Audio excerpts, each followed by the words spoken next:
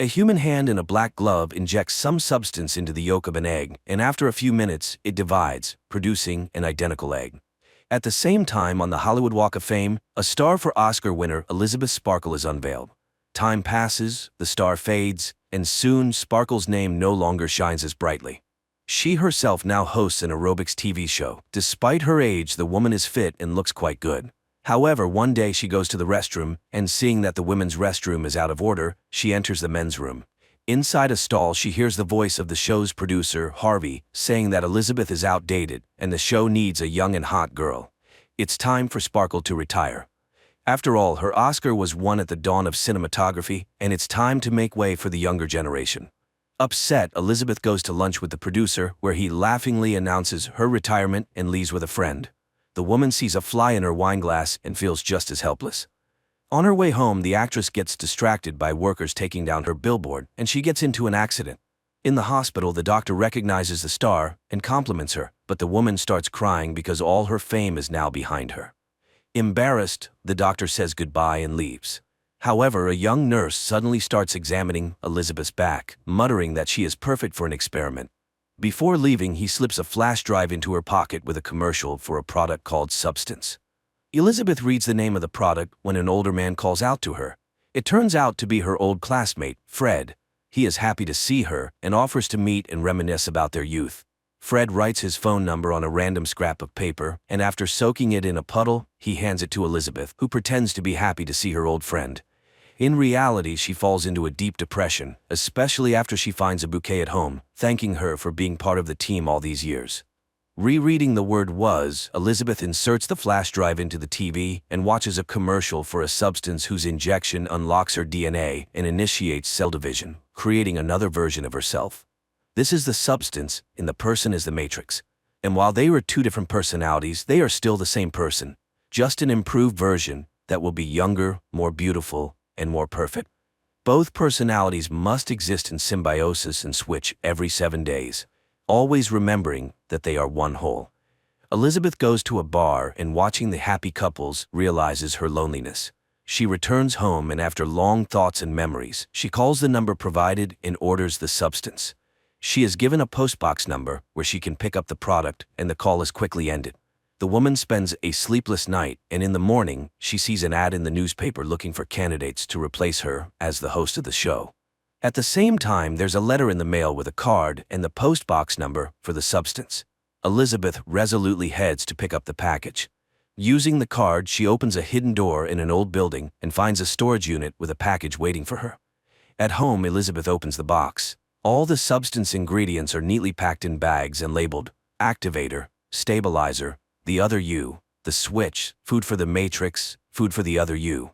The activator only needs to be used once, but the stabilizer must be administered daily, and it's taken from the Matrix cells. Most importantly, the pair must switch places every 7 days without exception, and they must always remember that they are one whole. In the morning, Elizabeth spends a long time staring at herself in the mirror, noting the signs of aging. Eventually, she injects the one-time activator, after which she is struck by unbearable pain. The woman falls to the floor, writhing in agony as her back splits open, and from within emerges her younger version. This new personality gradually comes to her senses, and upon looking in the mirror, she sees the reflection of a young and very beautiful girl. For a while, she revels in her new state, but then she notices Elizabeth's body. First, the girl tidies it up, stitching up the horrible tear in her back. Then she goes to her bed. In the morning, the girl takes a shower, and suddenly she feels unwell. She pulls out special syringes and injects herself with the stabilizer, drawn from the spine of the unconscious Matrix, Elizabeth. Then she goes to the living room, delighted with her new, young, and strong body.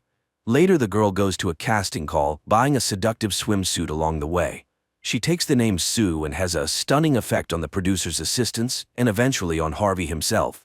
Sue is chosen to replace Elizabeth as the show's host, although the girl immediately warns that every 7 days she will leave to care for her sick mother. This completely wins over Harvey, as the audience will surely love it. Sue begins to enjoy the fame that once belonged to the original version. However, the week flies by, and it's time for the switch. Sue attaches special tubes to her arms, allowing the substance to flow through. Soon Elizabeth comes to, while Sue's body slips into a coma. The woman cleans herself up and goes to the TV studio, where Harvey presents her with a gift from the crew.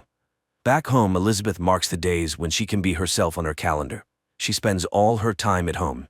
At the end of the week, she receives a message about a new batch of substance delivered to her postbox. After 7 days, they switch again. Sue enjoys her new life, starring in commercials and reveling in her growing popularity. But one day, she starts thinking about the Matrix body and sets up a secret room in the bathroom. Just as she finishes, her neighbor knocks on the door, complaining about the noise from the tools.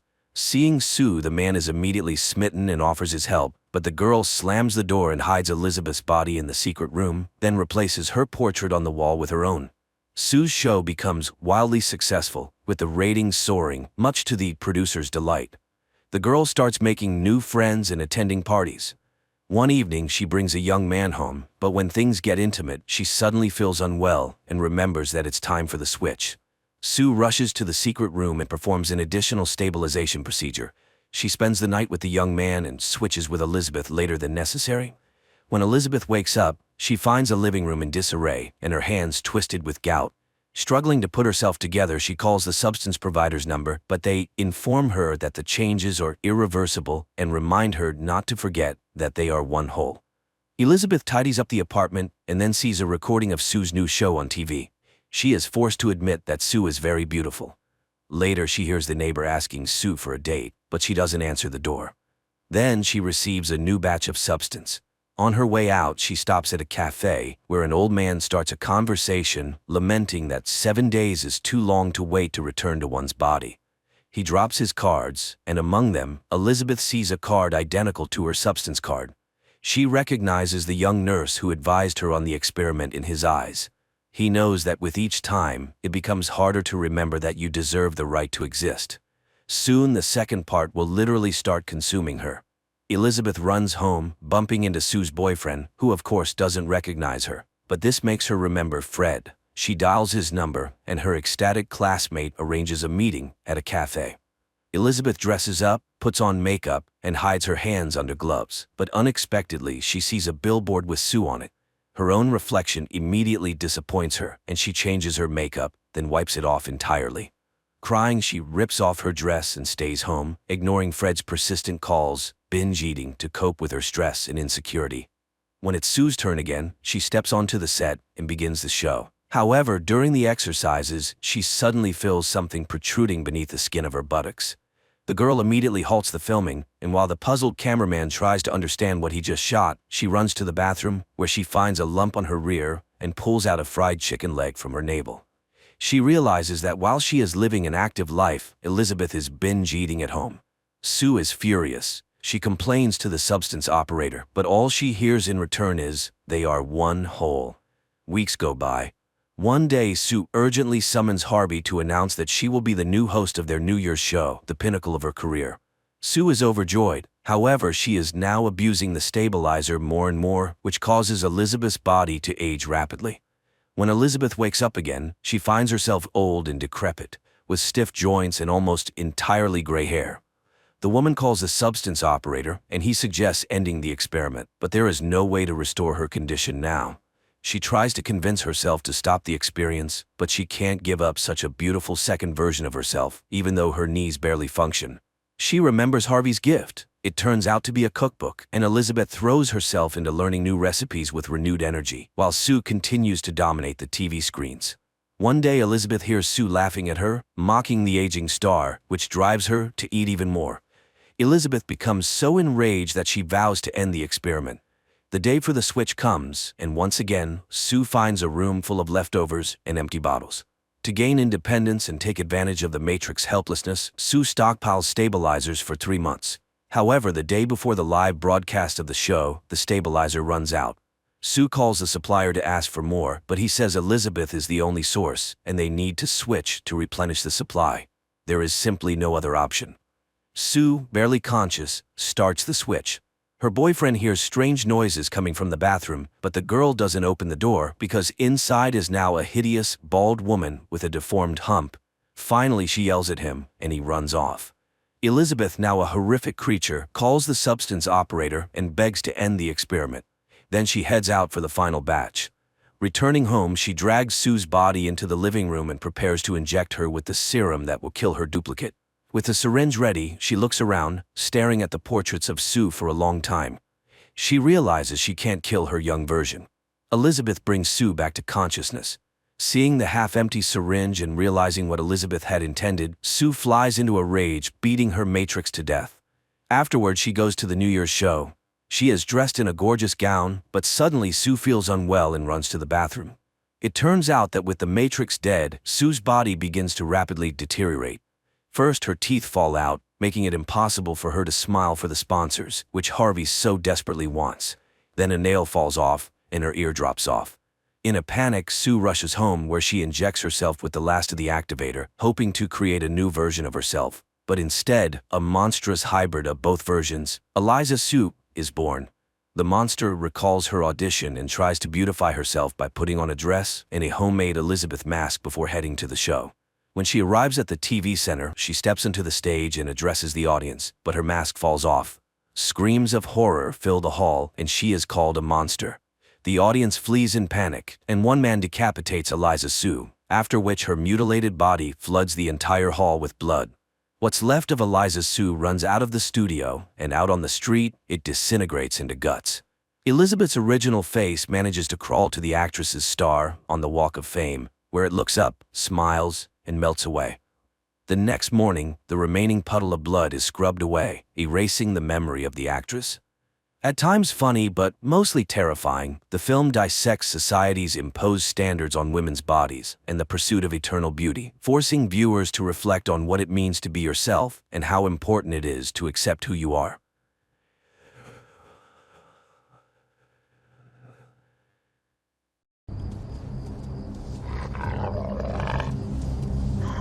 In the first scenes of the film, a woman is driving a car on a night highway.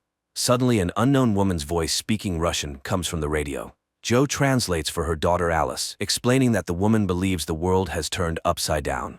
A police car appears behind them, and an unknown device lying next to Joe starts blinking alarmingly, but the police car drives past. Soon, the pair arrives at a small house. Joe starts a fire and puts the child to bed. She then goes outside to check the device left in the car, but hears her daughter scream and rushes back inside. However, Alice is asleep. Joe runs outside again, hears her daughter scream again, and runs off into the night. 5 weeks earlier, Joe is floating weightlessly as part of a group of astronauts on the International Space Station. She only sees her daughter and husband Magnus via video calls, and she conducts her next session from the Cold Nuclear Fusion Laboratory where Mission Commander Paul is working. He adjusts the equipment according to instructions from scientist Henry Calder on Earth. The scientists are searching for a new state of matter, but no one knows what it is. Suddenly, something crashes into the space station. Communication with Earth is lost, and a fire breaks out. Additionally, the commander's hand is trapped, and one of the Soyuz ships is severely damaged. Roscosmos takes charge of the repairs while the mission's doctor amputates Paul's hand. Henry insists they must save the capsule containing the cold fusion experiment results. Meanwhile, Joe goes into open space to inspect the crash site, unaware that Paul's heart has stopped. Suddenly, video contact with Joe is lost, and the center can only hear her communications. She then sees the cause of the accident: a desiccated body of a female astronaut in an orange suit labeled USSR. Joe tries to catch it, but the space mummy floats away. Joe reports everything to her colleague, and Irina, the head of Roscosmos, hears it on Earth. Learning of the commander's death, the center orders 3 mission members to return to Earth on Soyuz 2, while Joe repairs Soyuz 1-inch and returns on it. An emergency mode is set in the ship. Joe sketches the body she saw, sends it to the center, and begins repairs. Meanwhile, Irina tells Henry she ordered his equipment to be left on the station, as it may have caused the accident. Henry argues that this experiment could change humanity's life and must be brought back. The returning Soyuz 2 astronauts are greeted on Earth. Joe is asked to retrieve the capsule with the experiment results, after which communication is lost. On Earth, Henry brings equipment for a rescue mission to Baikonur, but Irina reports that there are no signs of life on the station. Joe is alive and continues repairing the equipment, resting in the shuttle where Paul's body lies. Later, she records a message for her family, but unexpectedly hears a man's voice telling her not to breathe. She flies to the laboratory door and, opening it, sees Paul reaching out to her. Joe shakes his hand, realizing it's the commander's severed limb. Meanwhile, on Earth, Henry pulls strings to send a rescue mission to the station, avoiding questions about his twin brother. At this time, his twin brother Pat Calder is on vacation on a cruise ship, answering a journalist's questions about his spaceflight and snapping at her for confusing him with his brother. Jo restores the power supply of Soyuz 1 and returns for the cold fusion capsule. She records a final message to her family and launches the shuttle. Unexpectedly, the automatic detachment doesn't work. It must be done manually from inside the station. Jo, in desperation, punches the console as a shadow approaches the inner control panel and the system activates. The shuttle heads to Earth, where Jo is presumed dead. The module soon lands in a deserted steppe where rescuers find Jo and help her out. She is placed on a stretcher and taken to a helicopter. However, Alice rushes to her, and Jo happily embraces her daughter and husband, who seems to doubt his wife's genuine joy at seeing him. Henry retrieves the capsule, and Jo is taken to the helicopter where her family is already seated. But suddenly, Jo finds herself alone in an empty vehicle. Then everything returns to normal. She decides it's due to stress. She speaks to her daughter in Swedish, but Alice doesn't understand her. Meanwhile, Henry rejoices over the successful quantum mechanics experiment results conducted on the ISS. Jo recovers after the flight. One day at a press conference, she expresses condolences to the widow of the deceased astronaut Paul, but the woman's name turns out to be different. Henry demonstrates the experiment results obtained on Earth. His assistant is sure this is only possible in space, dismissing it as a glitch.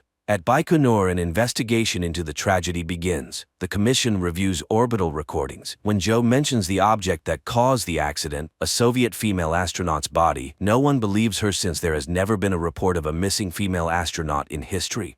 Later, Jo receives vitamin tablets she must take daily. She tries to get closer to her husband, not noticing he seems to avoid her. Alice also keeps her distance from her mother.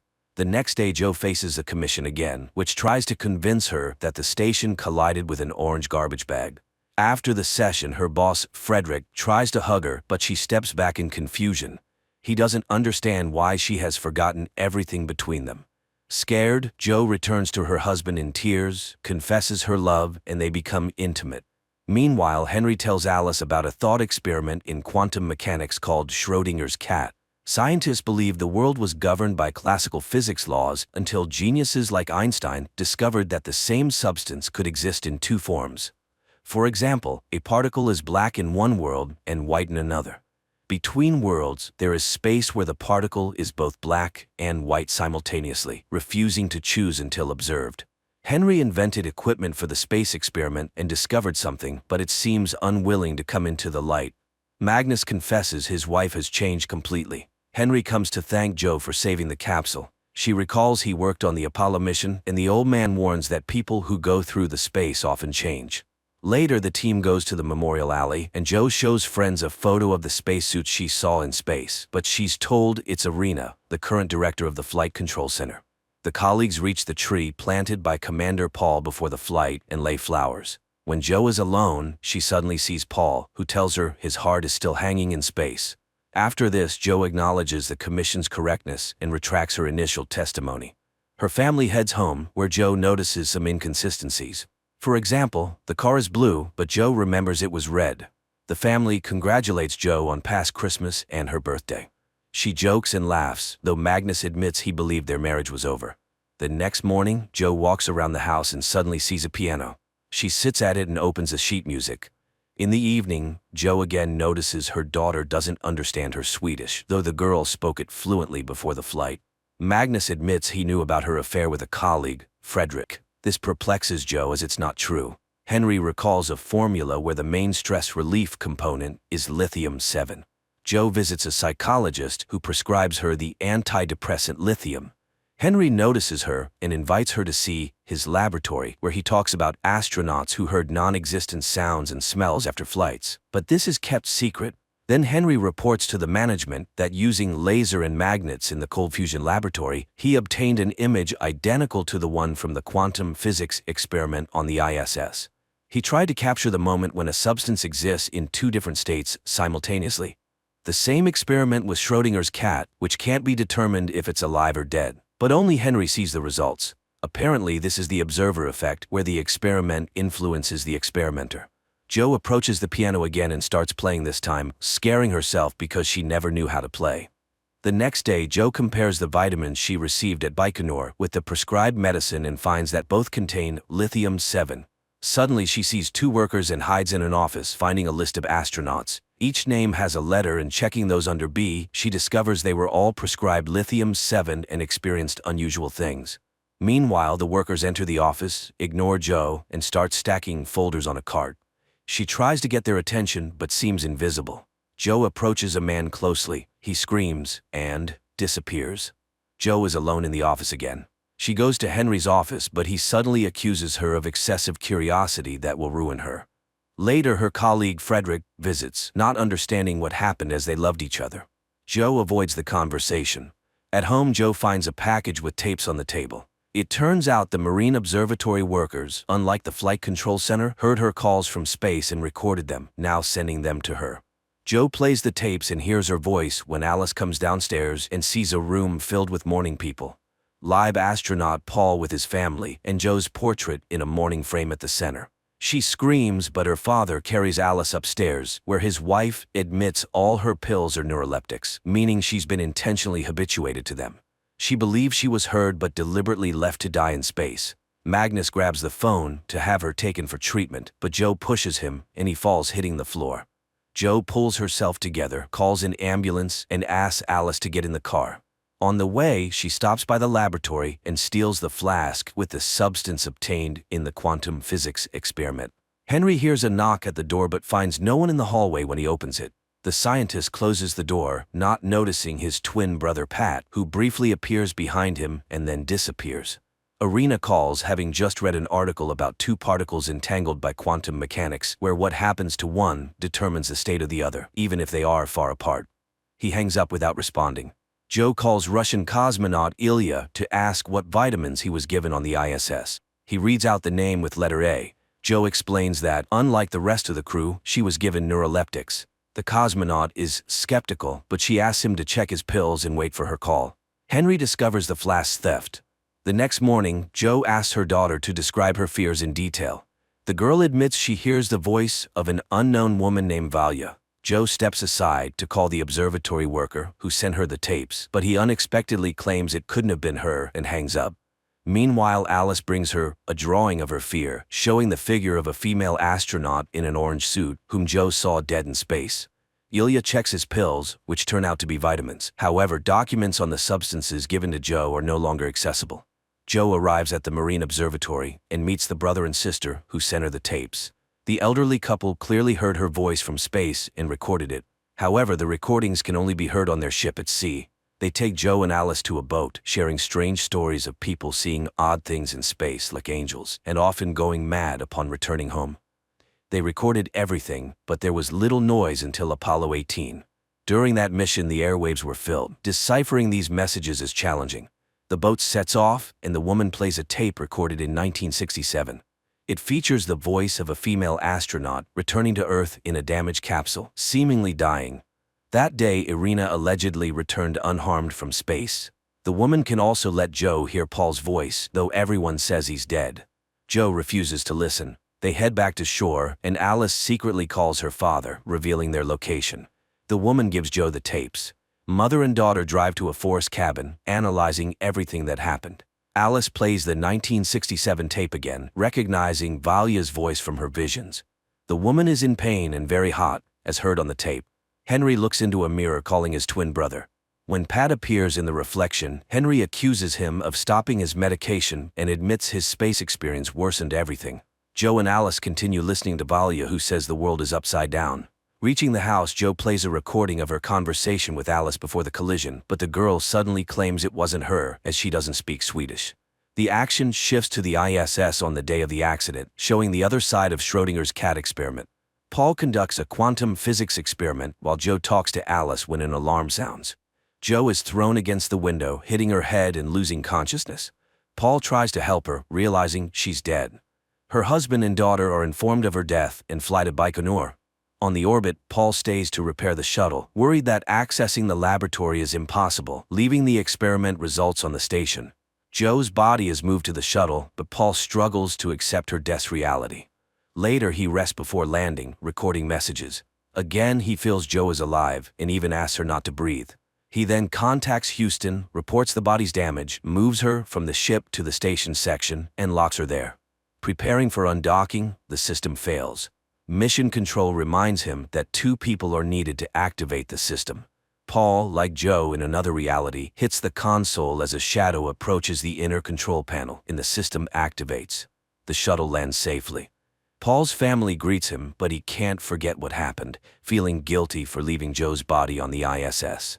He goes to her tree, laying flowers, and suddenly sees Joe before him. They stare at each other for a moment, then she vanishes. Later, Paul tells Joe's family how she died when he sees his portrait in a mourning frame. He's distracted by a question about visiting a psychologist and snaps back to reality. Later, the astronaut appears before the commission and recounts the experiment and the accident.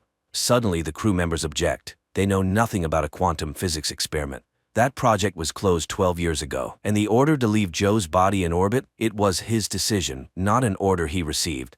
Meanwhile, Alice is deeply affected by her mother's loss, constantly feeling that something is off.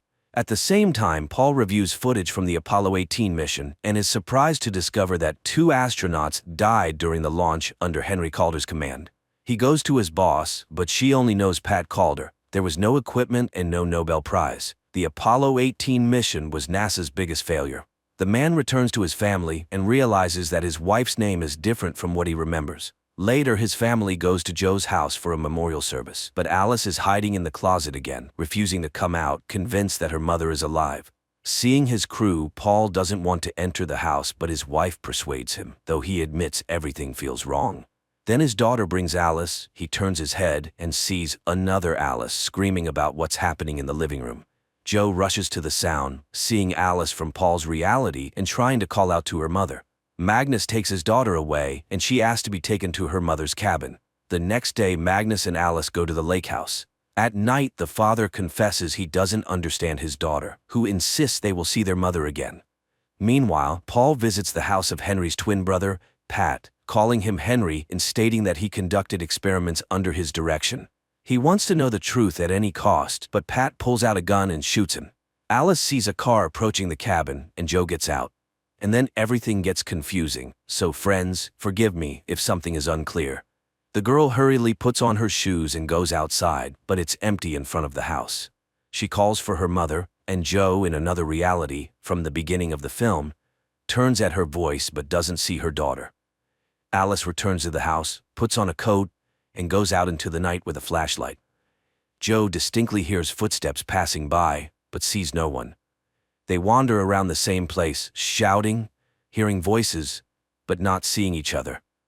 In her reality, Joe and Alice sit in the cabin, listening to space recordings again. The girl admits her memories are different. Firstly, she doesn't speak Swedish. Also, her mother said Paul conducts experiments in the lab. The problem is the mother remembers nothing about this lab. She explains that the merging of 2 different realities is the result of a quantum experiment aiming to capture superposition, the moment when one thing exists in different places simultaneously. The girl suddenly confesses she feels Joe isn't her mother. Meanwhile, in another world, Magnus, accompanied by Henry and the police, heads to the lake house to retrieve Alice. Joe, stepping out to check the device, hears Alice's scream from the snowy field again. But her Alice is sleeping in the cabin. Joe runs outside again, heading towards the scream. At this time, parallel Alice finds a similar cabin, but it's cold and empty. Despite the building's similarities, the girl finds many discrepancies. For example, the picture on the wall is different. She goes upstairs and finds a closet. Hanging her necklace on the handle, Alice climbs inside. But the door suddenly slams shut, and the girl starts banging and calling for help. Joe, wandering through the field, also sees this cabin. She rushes to the banging and finds Alice. Joe carries the girl to her cabin, puts her in a hot bath, and admits that Alice smells like herself again. Stepping aside, Joe finds herself between 2 worlds, with Alice standing by the bed in one and the girl sitting in the bath in the other. Suddenly, the second Alice stops seeing Joe, gets out of the bath, and calls for her mother. But Magnus wakes up and runs to her. Alice admits she saw her mother, but now she's gone again. Joe, meanwhile, orders the second girl to get dressed and takes her to find the second cabin and the other Alice. Magnus's car is stopped by a blocked road, but the police inform him that a bulldozer is on the way. Alice asks her mother to come back, and Joe admits she doesn't belong to this world, urging them to figure out where the Joe from this reality went. Alice runs away, accusing her mother of madness. The second Alice goes to find the second cabin. Magnus follows her. The girl walks across the field, seeing a bead from her necklace in the snow. She follows the trail and finds a bag with a quantum device. Parallel Alice finds the second cabin. She enters, looks around, and takes an identical tape recorder, climbing into the closet. The second Alice also arrives at this closet and sees the tape recorder inside. The first Alice turns on the recorder and records her voice, calling Alice. The second Alice turns on the tape recorder and hears her own voice asking her to say something. While the girls establish contact, their parents search frantically through the frozen field and house. Joe finally reaches the closet. In her reality, Magnus approaches the same spot. Joe finds the tape recorder and hears the conversation between the two Alices. Magnus sees and hears the same thing. Terrified, he calls emergency services, reporting his daughter is missing at the lake. Joe gets into the car and heads towards the lake, as the kerosene lamp in her cabin falls and sets it on fire. The two Alices, sitting in the closet, look into the mirror and suddenly see each other. They say they are both looking for their mom. One Alice confesses that her mother died. At this moment, Joe notices the fire behind her. She turns the car around. The two Alices compare memories shared by Joe and conclude that their mothers switch places. Meanwhile, on the winter road, Henry Calder admits to Magnus that when he was on the moon, he thought his crew had died. But miraculously, they were alive. After returning to Earth, he started treatment. Rescuers finally arrive at the lake and start searching for Alice. Henry sees the fire blazing. Joe returns to the burning house, but upon entering, she finds no fire. However, the mirror reflects a burning room. Joe goes upstairs and finds her daughter in the closet, witnessing the conversation between the two Alices. Henry finds his quantum device stolen and lost by Joe. Joe hears the voice of the second Alice and sees her in the mirror. The girl asks her to come home, but Joe doesn't know how to do it. However, she promises to figure it out. She realizes the girls are dying, one in the fire, the other from the cold. She pulls the girl out and hands her to Henry, who has just arrived. Then she returns to the fire. Henry lays the girl in the snow and also calls for help, while Joe walks around the burning house. Suddenly, she sees Alice lying in the snow. She tries to revive her, hearing her voice behind. Turning around, she sees the second Alice, who suddenly says she doesn't feel her double.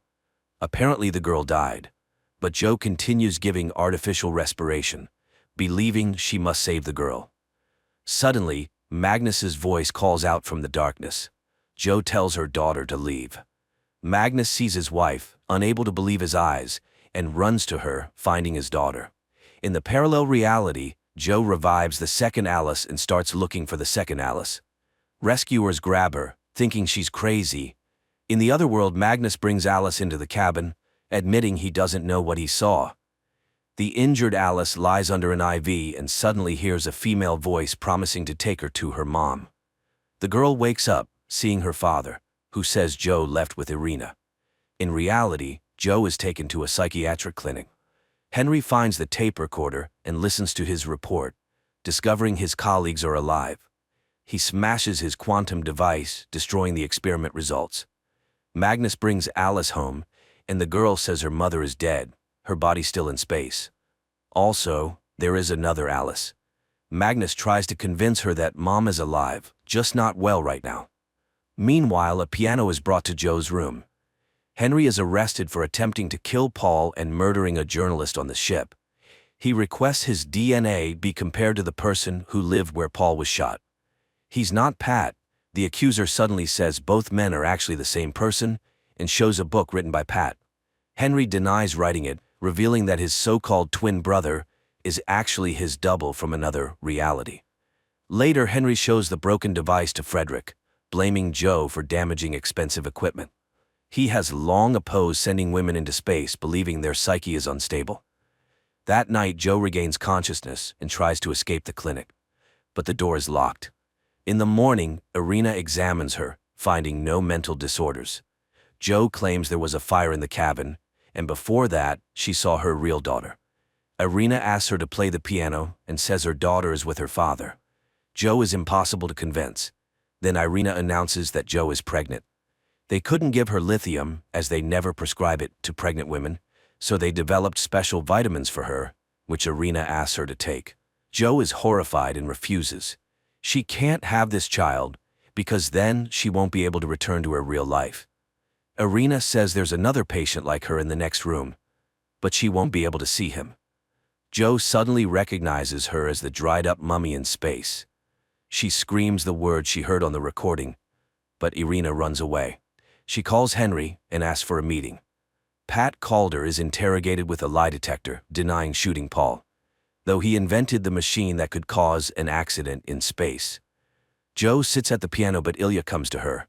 She's very happy to see him, asking him to find out where Henry Calder is. But he suddenly starts convincing her that Joe is experiencing astronaut burnout, which fortunately is treatable. Joe repeats that the ISS collided with Irina's body.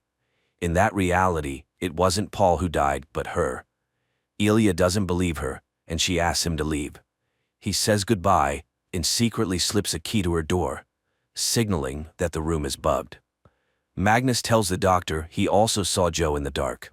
Parallel. Magnus says he wants to get closer to this new Joe. Irina meets with Henry. He recalls her flight when she returned alive and unharmed, but years later he learned that Irina died in a space accident. She convinces him they both survived such accidents but returned, though they always felt another person nearby.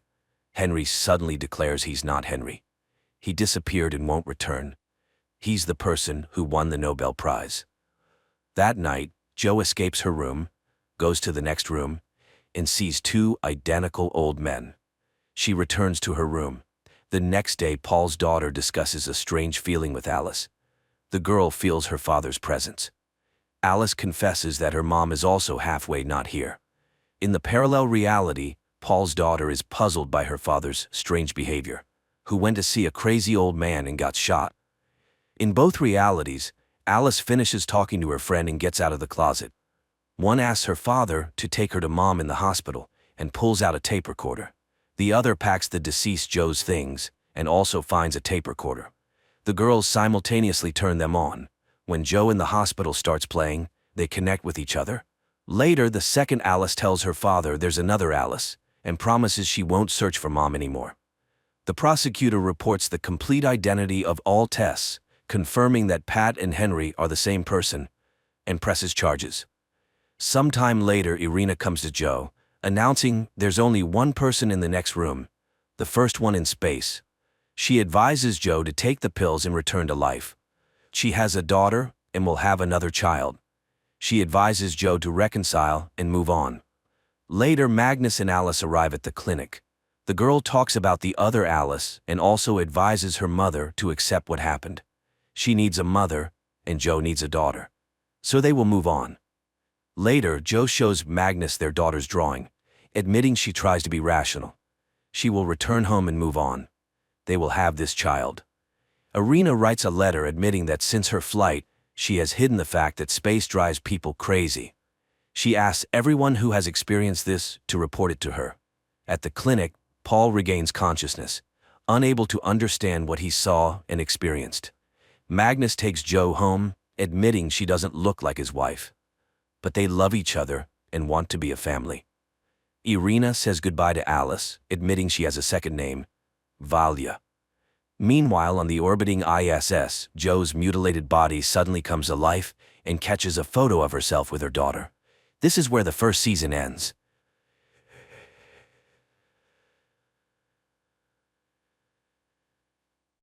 This is the police. This is the police. The scoops are on their way.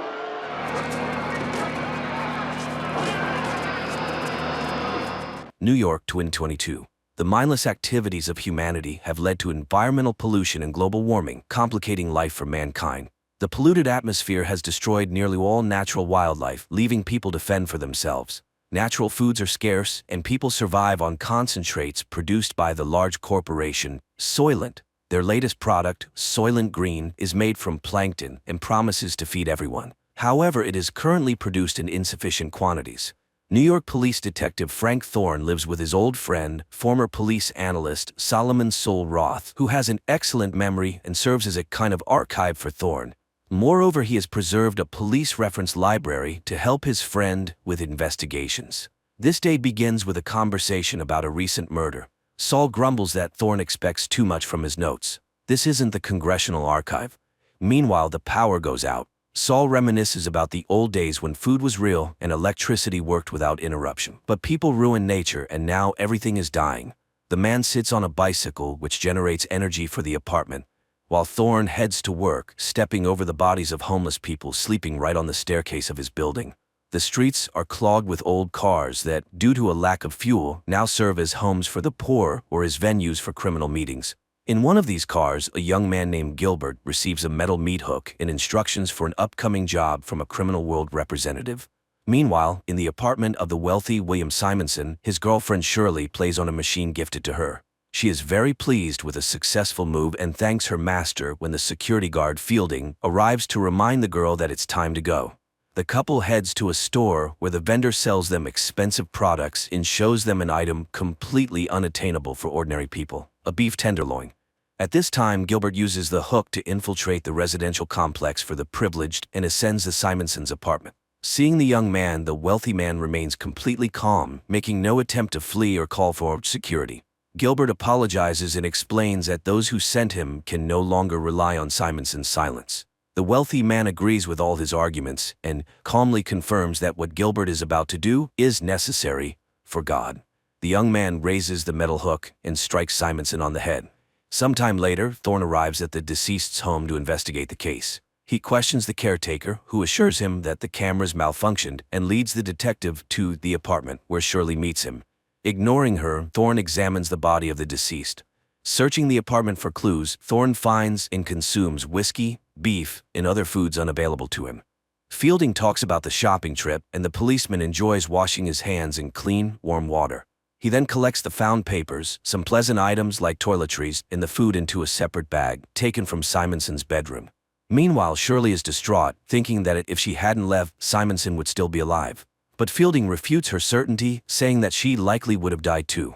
Later, Thorne interrogates the girl, examining her hands. He doesn't fully believe in her sincerity, but Shirley assures him that she wouldn't risk her job. The fact is, she belongs to this apartment, like furniture.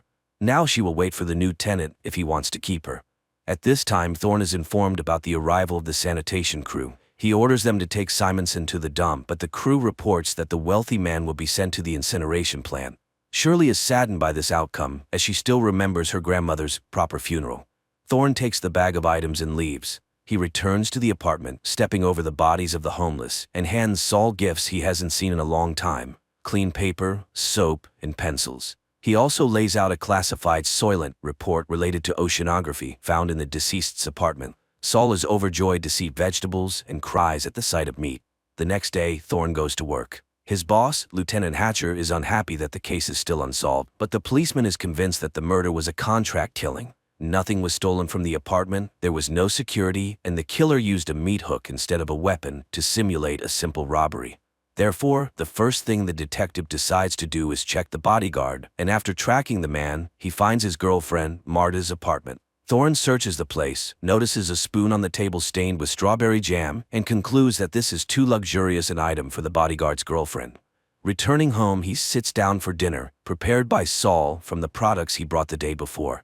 The friends savor long-forgotten tastes, and then Sol gets to the report. Studying the books brought by Thorne, he learned about Simonson's biography and his longtime partner Santini, who now serves as the governor of New York. Together they created the Soylent Project, which became very profitable for its developers. Thorne goes to the phone booth on the corner and reports to the lieutenant what he has learned, unaware that the person who gave Gilbert the meat hook is in his office. Meanwhile, a party is taking place in Simonson's apartment, organized by Shirley. Thorne arrives and demands answers to his questions. Shirley can't say anything specific, as Simonson didn't confide in her. However, she does know Santini. Simonson introduced her to him. In fact, Simonson had been acting strangely in recent months, worried and even visiting church. The couple retreats to the bedroom when the building manager bursts into the hall. He behaves very rudely with the girls, and Thorne declares that he asked them to gather to ask questions. The manager is forced to back off, but the upset girls leave. Shirley offers Thorne to stay the night, take a real bath, and enjoy breakfast. She doesn't like being alone and is happy with the man she likes, as the others don't ask her opinion.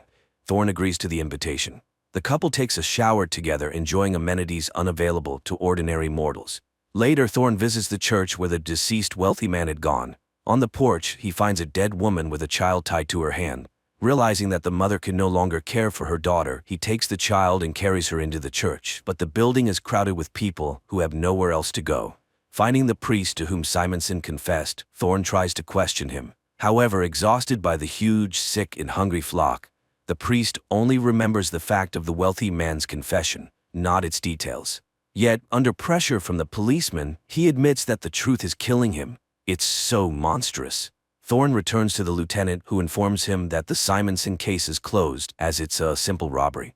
He asks to rewrite the report, but Thorne refuses to do so, finding everything too suspicious. For refusing to obey, Hatcher assigns Thorne to patrol the streets. That same day, Governor Santini is informed about the persistent policeman who refuses to close the case. Learning about Thorne's visit to the priest, Santini orders his elimination. Fielding goes to confession. Meanwhile, Thorne is patrolling the street where the Soylent distribution center is located. A large crowd gathers, and soon the product runs out, causing discontent among the crowd. The police recognize the danger and try to quell the unrest. However, people start rioting. The killer sent after Thorne tries to get close to him as machines with scoops arrive to load people into the truck beds and take them for processing. The killer shoots but misses, killing a woman standing next to the policeman. The crowd goes wild. The killer tries to reach Thorne, injuring several rioters and wounding the policeman in the leg. Thorne tries to capture him, but seeing the weapon, pushes the guy. He flies straight under the scoop of a machine and dies, depriving the policeman of the opportunity to question him and learn the truth. Nevertheless, convinced of Fielding's involvement in the conspiracy against him, Thorne sets up an ambush in the bodyguard's girlfriend Marta's apartment. The men fight, during which Thorne accuses the bodyguard of killing his boss and implicating the corporation in the attack on the policeman. Finally, he warns the man to stop following him, otherwise it will end very badly. After this, Thorne goes to Shirley. At this time, Solomon brings the oceanographic report to a group of scientists who call themselves the Investigators Bureau. Shirley has just finished bandaging Thorne and offers to go somewhere, but he doesn't know where they could run. Everywhere it's the same: hunger and a dying earth. The girl is upset as the new tenant is arriving today, but the policeman is sure she will please him. Meanwhile, the scientists announce the results of their research to Saul, and it is truly horrifying. Simonson, being a member of the Soylent board, learned everything, and his psyche couldn't handle it. The corporation realized they couldn't rely on him. To prevent him from talking, they eliminated him. Now, before going to the Supreme Council, they need to gather evidence. Saul is so shocked by the discovery that he decides to go to the place where they will help him die. Meanwhile, a new owner moves into Simonson's apartment. He meets Shirley and finds her attractive. That evening, Saul goes to the place, notifying Thorne in a note. The policeman immediately rushes to his friend. Saul is just answering the manager's questions. His favorite color is orange, and his favorite music is classical. The man is escorted to a private room where two young people help the old man undress. He is laid on a couch, classical music begins to play, and scenes of nature that no longer exist. Vanished forests, extinct wild animals, lost rivers, and the beauty of the ocean appear on a huge screen. At this time, Thorne arrives at the house of the Lord, and they guide him to Saul's room, but the doors are already closed, and entering is impossible. The detective can only watch his friend's last moments through a viewing window. He watches the beautiful scenes with Saul, marveling at the lost beauty of nature. But Saul notices him and is happy to be able to say goodbye to his friend. Before dying, he tells him about his discovery and begs his friend to find the evidence and reveal the truth. After waiting for the end, Thorne follows the stretcher, carrying his friend's body. The man manages to sneak into the basement, where the bodies are loaded into large trucks, and he climbs onto one of them. Soon the truck arrives at the center for processing human bodies, and Thorne watches as the bags are unloaded and sent inside the factories. The man goes inside and soon finds a conveyor belt that lowers the bodies to a lower level. Thorne follows them, and after tracking the process, the man realizes that Soylent Green is made from processed human bodies. However, the guards spot him, and the policeman has to flee, killing several guards trying to detain him along the way. He soon reaches the city and tries to contact his precinct, but the line is busy. Then Thorne calls Shirley's apartment and asks the girl to stay with the new tenant and just live. Finally, Hatcher responds, annoyed by his subordinate's actions. But Thorne doesn't have time to say anything before he is attacked by the corporation's men, led by Fielding. The man fires back and runs to the church, though he is wounded. However, Fielding rushes after him. He searches for the policeman among the people filling the church, notices blood drops, and follows them. But Thorne attacks first. A fight ensues. People wake up and scream, but the policeman manages to kill his enemy with a knife picked up from the floor. At this moment, Hatcher arrives. Thorne tells him what he has learned and urges him to tell the Bureau members that the ocean is dying, and the plankton from which everyone thinks Soylent Green is made no longer exists. Soylent Green is made from people. So the corporation is intentionally breeding people like livestock. The lieutenant promises to take the necessary measures. Thorne is taken away by paramedics, but the man continues to shout that Soylent is made from people and asks the lieutenant to stop it. The final scenes replay the images shown to the dying Solomon Roth. The adaptation of Harry Harrison's novel turned out to be terrifyingly beautiful and compelling. The most frightening thing is that there is no resolution, nor can there be. Even if people learn the truth, what will change? And the focus of the plot on ordinary people conveys the fragility and insignificance of human lives, which remains unchanged throughout all times.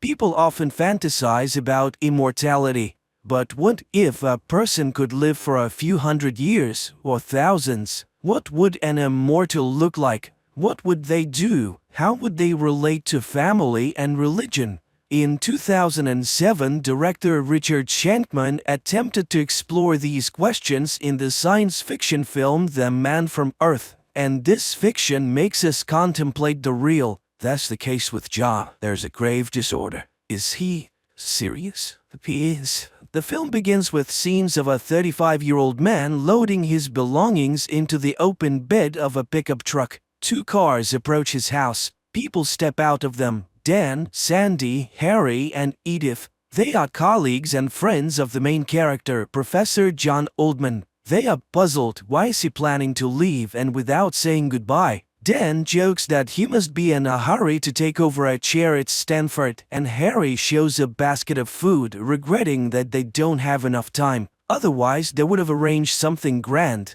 Edith notices a painting near the car. She's in awe. It looks very much like a Van Gogh, but she's never seen it before. John says it's a gift from a friend. Edith is surprised. It looks like an authentic one. John invites his friends into the house. They ask him to tell the truth. Why is he leaving his home and 10 years of teaching? John responds that he can't stay in one place for long, but his friends don't believe it. It can be that he moves so frequently. He's only 35 and he hasn't aged a bit in the last 10 years. Any woman on the faculty would give anything to know the secret. At that moment, Professor of Archaeology Art Jenkins arrives with his student, Linda. He gives John a book about prehistoric caves as a memento and also wonders where John is heading. Again, John says that he just enjoys moving around and brings out an expensive bottle of whiskey. People become more cheerful and forget about the uncomfortable questions.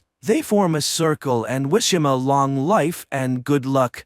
On the shelf, Dan finds a strange bone artifact. It's a flint knife, a silicon tool for carving wood and bone. The Cro-Magnons used it in the Paleolithic era. While the group examines the artifact, John suddenly asks, what do they think an Upper Paleolithic human would look like if they could have lived to the present time? Dan replies that, as Art's book says, he could be just like any of them, and if he had lived for centuries, he would have changed with each passing century, meaning that the Upper Paleolithic people had the same intelligence as modern humans, they just knew less. Linda is curious. According to the biologist, what would sustain his life? Biologist Harry says that it would require complete cell regeneration. It is believed that the human body is designed for a lifespan of around 190 years. Edith laments, as many would love to know the secret of eternal life. Harry responds that what is magic for one time is science for another. After all, Columbus and Copernicus were once considered mad. And then John reveals that he could have traveled with Columbus, but he isn't the adventurous type.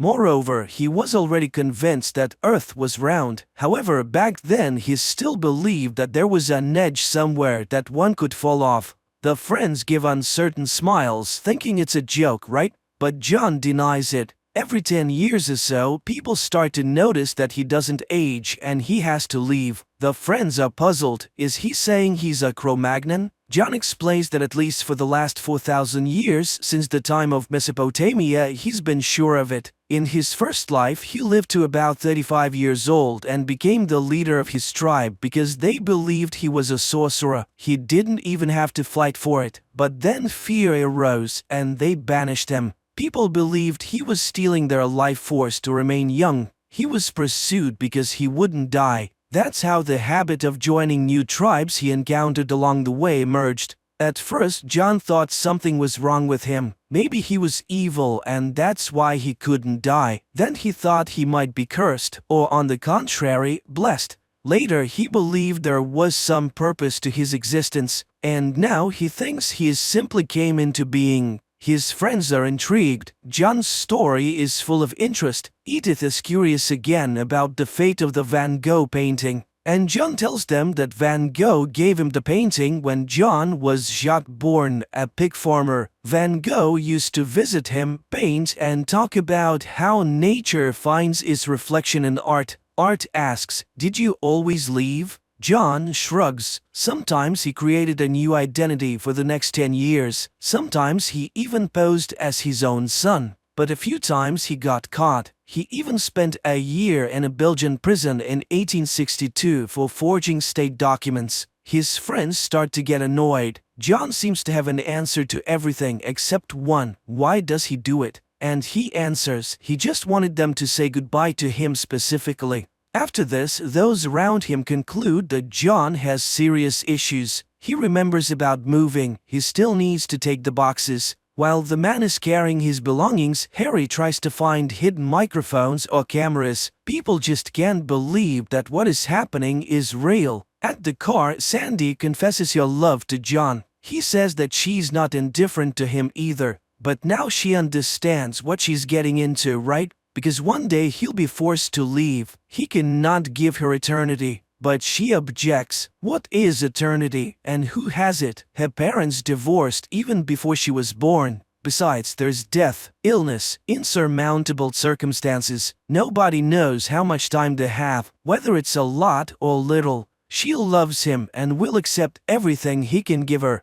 John and Sandy return to the house. Their friends say that they still have more questions. For example, does he remember any of his native languages? The man replies that he remembers a little. Besides, they haven't changed much. And did he engage in cave painting? Yes, he knew a man named Daru who was excellent at his work. He painted animals that hunters hoped to kill and eat. Once, after an unsuccessful hunt, the leader knocked out all his teeth for failing with his magic. After that, someone had to chew his food for him. Eventually, he developed jawbone inflammation and they abandoned him. Then John headed east. It was at the beginning of the Bronze Age. He walked along trade routes and learned the languages of the places he visited. Everywhere there were myths about the creation of the world and new gods. He was a Sumerian for 2,000 years, then a Babylonian during Hammurabi's reign. For some time he sailed as a Phoenician. It seems he spent his whole life on the road and learned a few new tricks. He even staged his own death a couple of times. He made it to India and met Buddha, the most remarkable person he had ever encountered. Buddha taught John many things he had never pondered before.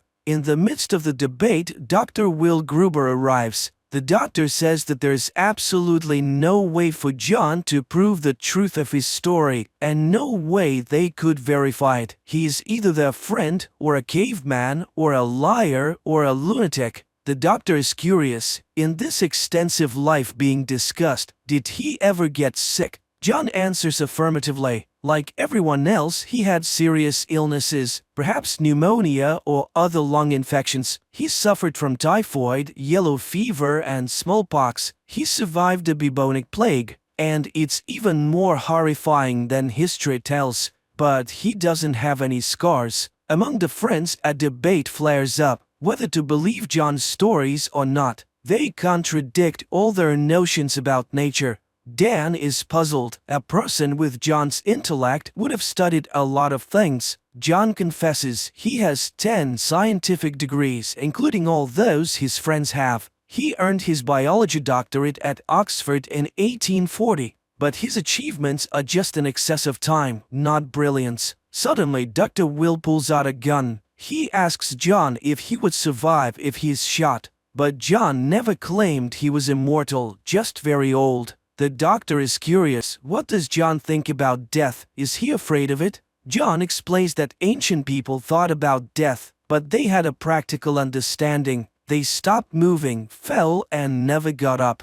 Infections were incomprehensible. Aging was the biggest mystery. So at first, John thought that everyone around him was wrong. After all, they aged and died. And again, the friends ask, what is it like for a person when everyone they knew has died? The doctor asks John about his parents, but he says he only remembers glimpses. The doctor remarks that it's not surprising. He too remembers his father very vaguely. Will starts reasoning about what's fair and what's not. They will all die and he will keep on living. If that's true, it's not surprising that they might feel envy and even hatred. He accuses John. The others are outraged and try to stop the doctor, but he says that John is living an unjust life. Perhaps it's time for him to die. The doctor leaves, and then Harry informs everyone that Will's wife died yesterday, which is why he's so aggressive. John runs after his friend to apologize. Meanwhile, the others discuss John. The theory of illness comes up. John returns. The next question from his friends is whether there are others like him. The man admits that in the 17th century he met someone like him, and that person told him everything, confirming that he was just like John, but from a different time and place. They talked for 2 days and then parted ways. Edith asks if he believes in God. The friends become engaged as religious questions are close to everyone. Did he meet anyone from the Bible? Was he a part of religious history? Numerous theories are suggested. Edith is outraged, considering it blasphemy. John recounts that he once encountered Buddha and he liked what he heard. He had been contemplating the teachings for 500 years. Then he became Etruscan and infiltrated the Roman Empire. He didn't like how it turned into a massive killing machine. He went to the Middle East, thinking of passing on Buddha's teachings in a renewed form. He tried, but he was one dissident against Rome. Rome won, and the rest is well known. So John was Jesus? Yes, during the crucifixion he blocked the pain. He learned this technique in Tibet. He also slowed down bodily processes so much that they couldn't be detected. Everyone thought he died. They took him down from the cross and laid him in a cave. When he regained consciousness, he wanted to leave unnoticed, but a bunch of fanatics wouldn't let him do that. So he resurrected and headed to Central Europe. He can't prove it. He has no scars, and besides, they tied him down. But blood and nails look more convincing on icons. Edith is outraged. John deeply hurt her feelings. The friends start discussing religious questions. John says that he preached that Christ's teachings were about tolerance, brotherhood, and love. Life is here on earth, here and now. But then the talking serpent persuaded a woman to eat the apple, and everything went awry. Heaven and hell became tools for priests to rule with reward and punishment, trying to save souls that people never lost. John observes rituals, ceremonies, processions, genuflections, the moans of singers and choirs, and he thinks this is not what he meant. At this time, Dr. Will returns. The debates about religion, Christianity, and piety continue. The friends racked their brains. Was it the fabrication, a mental disorder, drugs? But they can't find a solution. John completely baffled the 4 scientists. He continues to explain that religion is not what is happening now. The church grew out of fairy tales. Even the name Jesus grew out of John. He never claimed to be the Son of God. He wanted to share knowledge. He did not walk on water or resurrect the dead. The friends gather to leave, although they are excited by his story. Edith pleads again to say that he's not Jesus, and she starts crying. The lights come on. Will demands that he admit that it was all a joke, and then John confesses that it was just a story. Their outrage knows no bounds, but John says that they themselves pushed him to this thought. They said he doesn't age. Edith saw Van Gogh, then found the chisel. They themselves bought into his game, and he couldn't resist seeing how they would react to his words. After all, he had such a splendid audience: an anthropologist, an archaeologist, an expert in Christianity, a psychologist, and a biologist. Linda, standing in the doorway, asks if the name Oldman is a play on words, old man. The infuriated people leave except for Will. He stays in the room, and John sees his friends off. Sandy asks what other telltale names did he come up with for himself, and John starts listing: John Political, John Hermit, and about 60 years ago when he was teaching at Harvard, he was John Thomas Party. Will's voice is heard. Wait, 60 years ago? John Party? John turns to him and says that his mother's name was Nola. Will initially denies every word, but in tears he confirms Nola was his mum. But he can't believe it, and he asks for the name of their dog. John names it Woofy, and he asks if she got married again. Will says he feels cold, and John pities the old man. He was always cold. Will tries to touch his face. His father had a beard, and John confirms that he always checked if it was real. Will collapses. An ambulance and police car arrive at the house. They carry Will's body on a stretcher, covering it with a sheet over his head. Everyone leaves. Sandy asks if he has seen his adult child die before. John shakes his head. He gets into the car and drives away from the house. Sandy looks at him. The car stops at the bend. Smiling, she walks towards it. The Man from Earth is a very ambiguous movie. However, it makes you wonder. It raises very complex questions about morality, ethics, and religion. It is fascinating to follow the flight of human thought and to think, what if?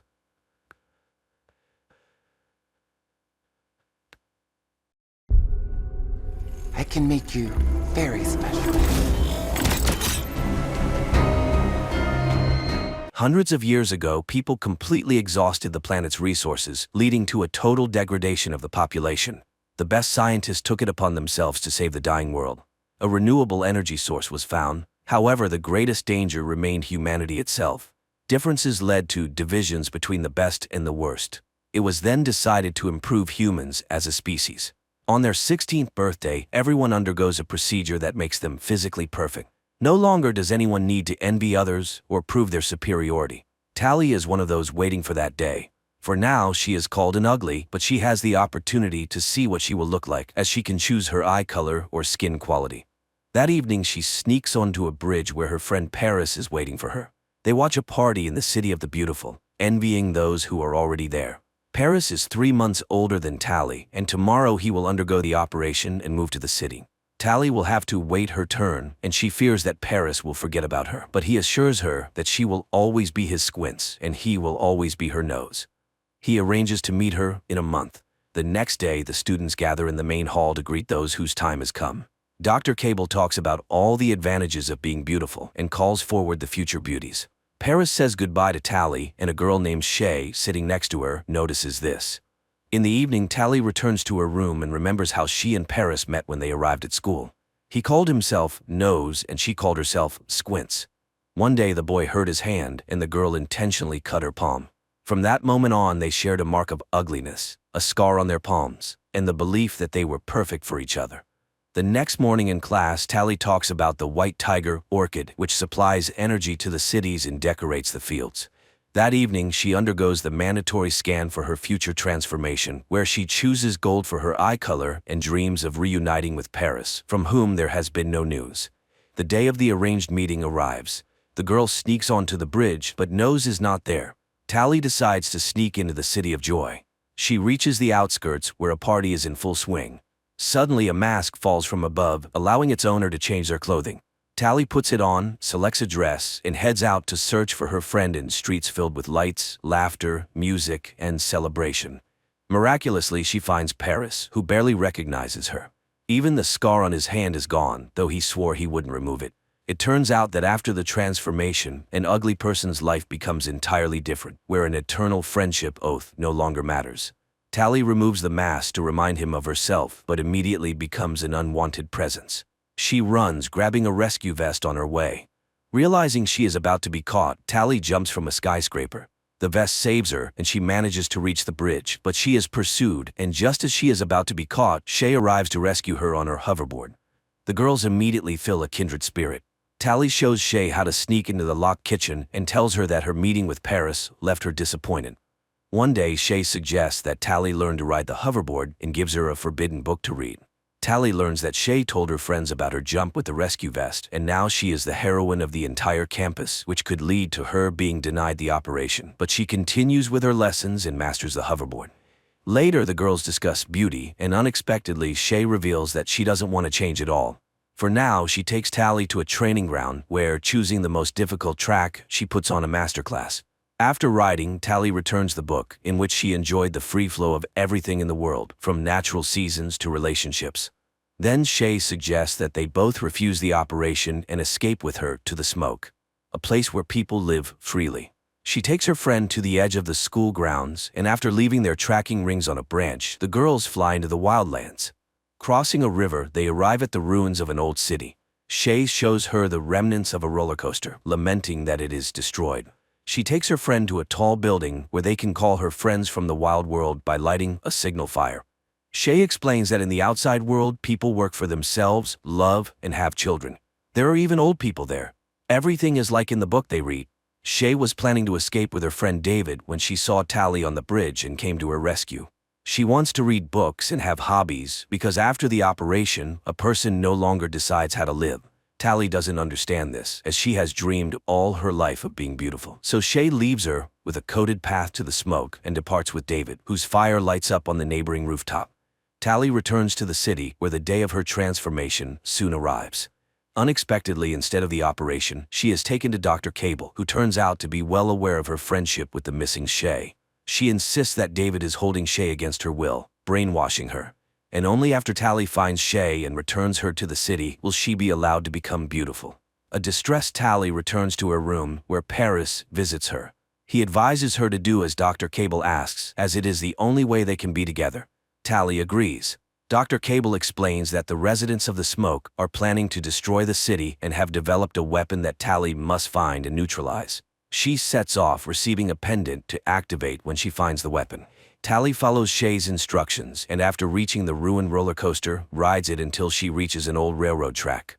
She camps in the forest for the night, lighting a fire, and unexpectedly finds charm in the surrounding nature. Later, she has to climb a steep cliff and cross the ruins on her hoverboard. The last stop is a white sea of orchids, where Tally settles in for the night. Meanwhile, Dr. Cable calls Paris and offers to further enhance him. That night, Tally wakes up surrounded by burning orchids. As she is about to lose consciousness, David finds her. He checks her over, discards the transmitters he finds, ignoring the pendant, which is not yet active, and takes her with him. However, the tracker informs Dr. Cable that Tally is in the right place.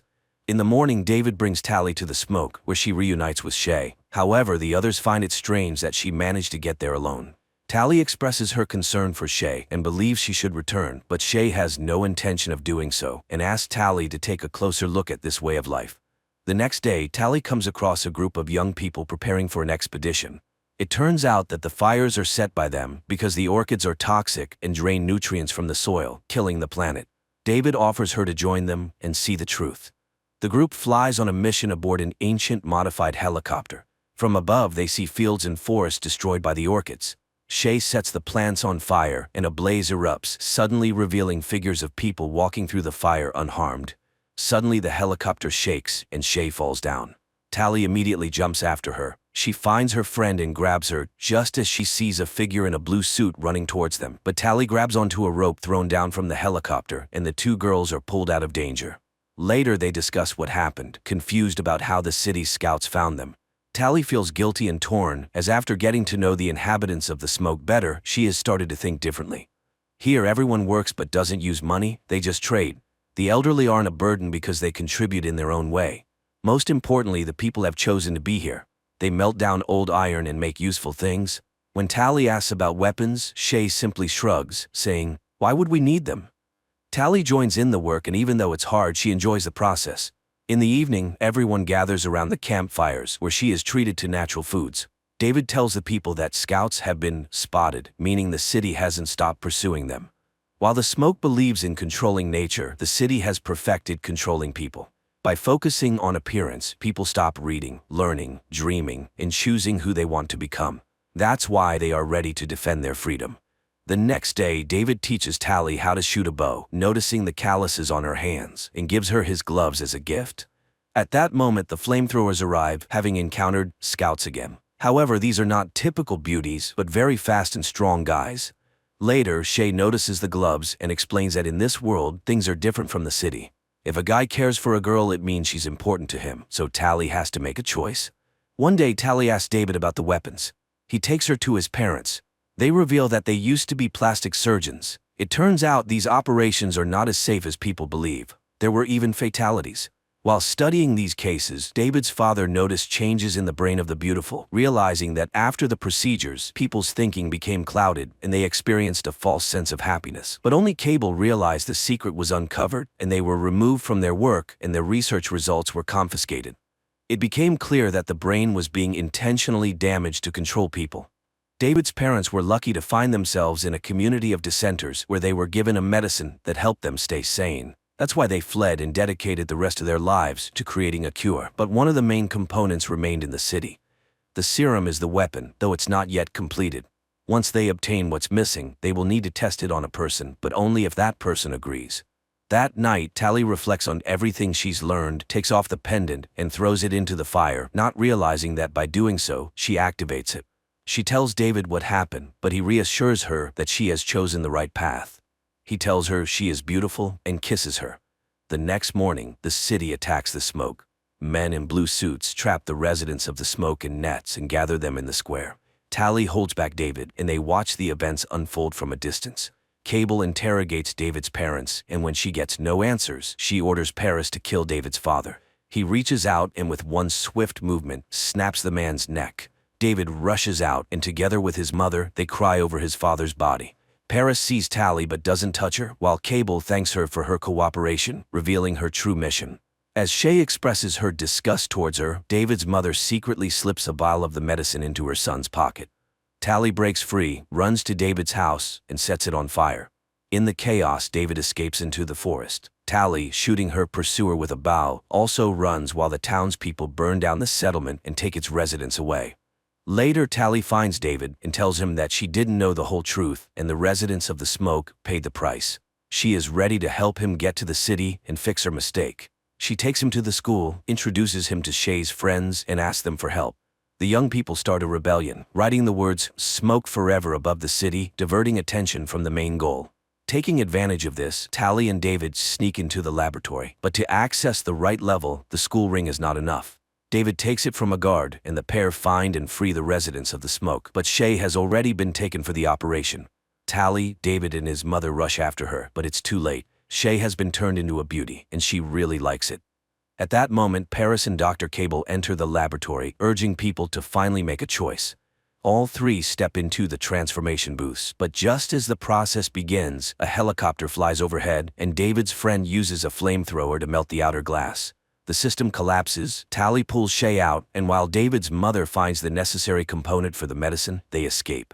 The group makes it to the roof, where they are stopped by Paris. Tally tries to remind him of their friendship, but he reaches out, and David, remembering his father's death, attacks the handsome man. After a struggle, Paris dangles over a waterway, and at the last moment, he recognizes Tally, but he slips and falls down. David leads Tally away. Later, the group gathers in the ruins of the ancient city. David's mother shows them the retrieve component and pulls the vial from her son's pocket. The medicine is finally ready, but Shay refuses to be the test subject, as she loves being beautiful. So Tally volunteers to return to the city, undergo the procedure, and then become a volunteer. It's very risky, but she is confident in her strength. Sometime later, the beautiful Tally admires the city and, when asked by the system, assures it that she is completely happy being perfect. The movie raises more questions than it answers, The city's motivation is unclear, as the beauties produce nothing but self-admiration, and the danger posed by the smoke isn't fully explained, but the visuals allow viewers to simply enjoy the beautiful scenes, forgetting about the absurdities of the plot.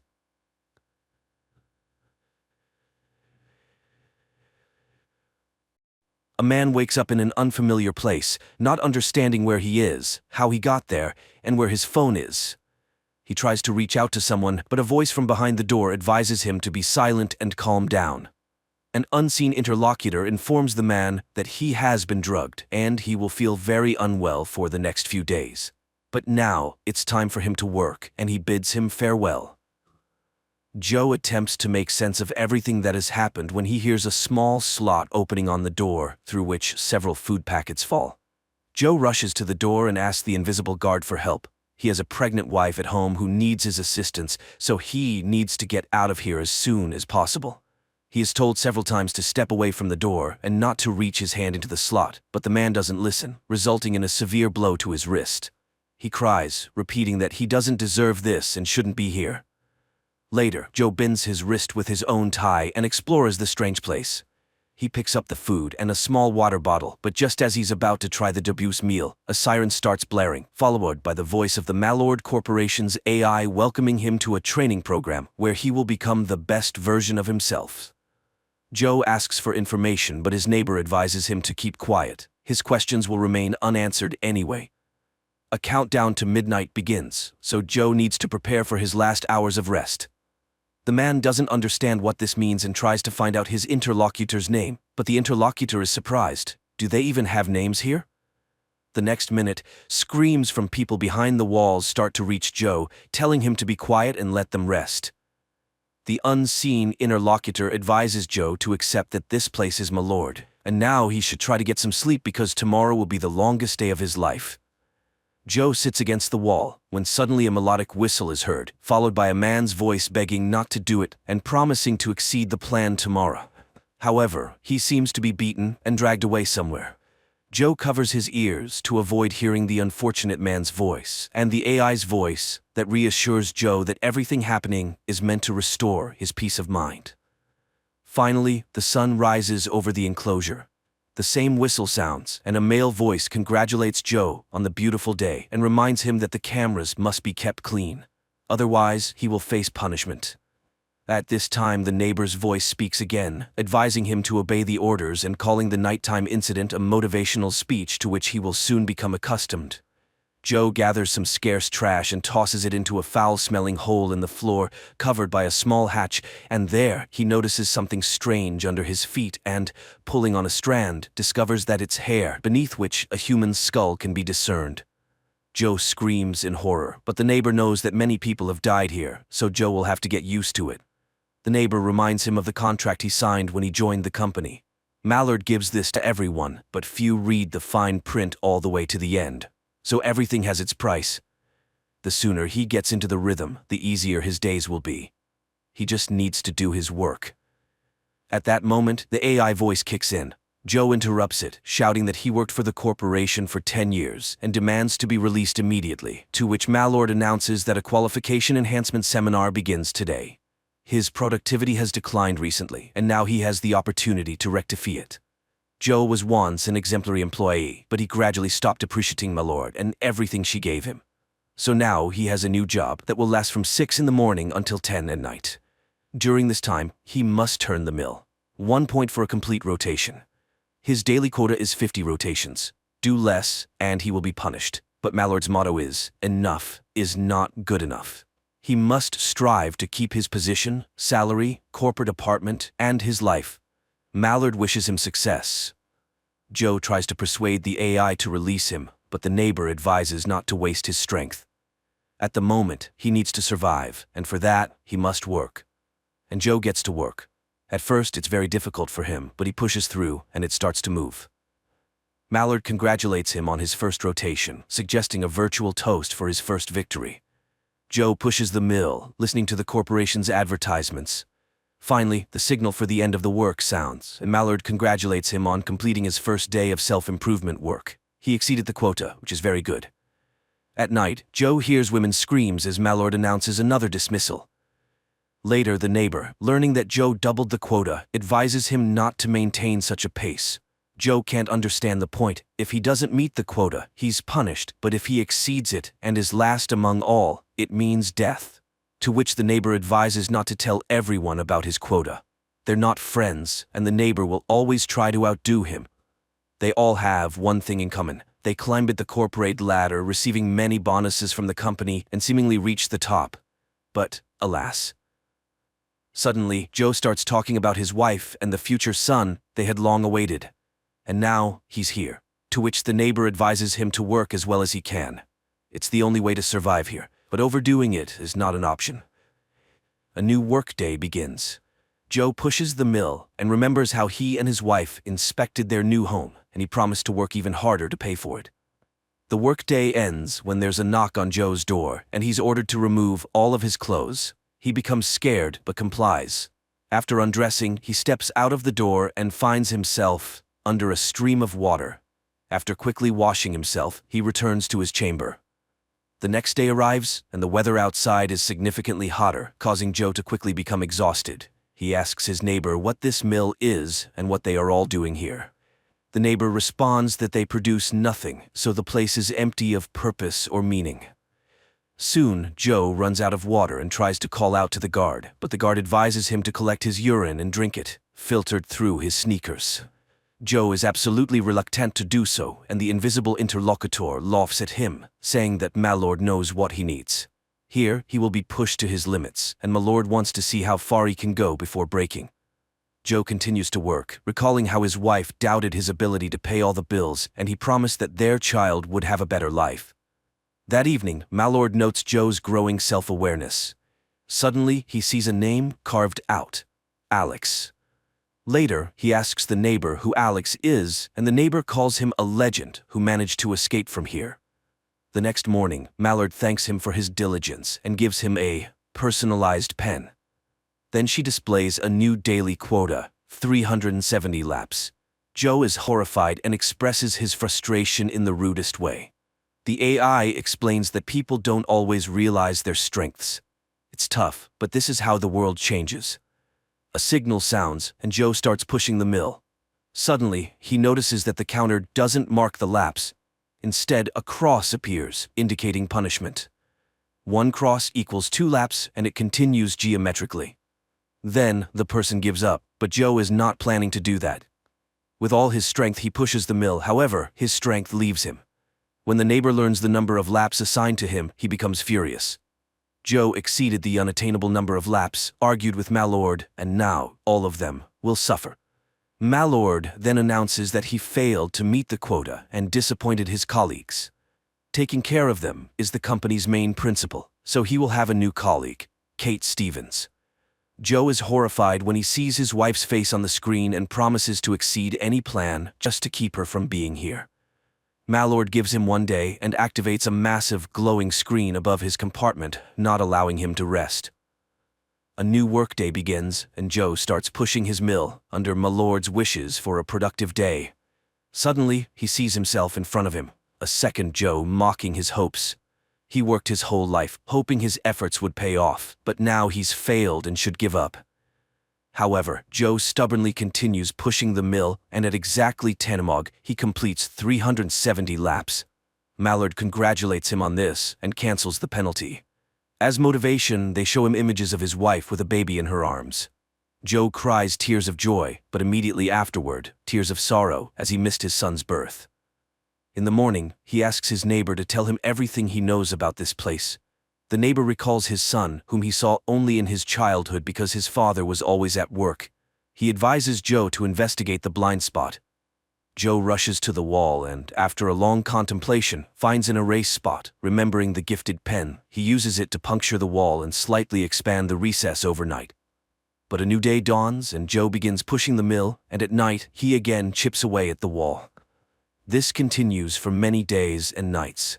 Eventually, he manages to create a hole he can crawl through. Joe crawls through it, but ends up in complete darkness, where suddenly a person appears, hits him on the head, and wishes him sweet dreams. Joe regains consciousness in his chamber. The hole is sealed, and the AI voice sounds once more. My lord is disappointed but still willing to give him one last chance. He's so fixated on his desires that he doesn't see the big picture. So his neighbor was punished, and his quota has been increased to 1,000 laps per day. Joe rushes to the wall and learns that his neighbor's leg is broken and he won't be able to complete even a single lap. Afterward, the man confesses that they are being controlled by a computer he created himself. The first algorithm he wrote self-improved and created the second, and so on. Now people don't know how it works. Then Joe has an epiphany. If they don't work, everyone's score will drop to 0. And what will the algorithm do then? Joe shouts to the others, telling them about his discovery. People respond, supporting his proposal to stop working. But the workday begins, and everyone starts pushing their mills because they are afraid of dying.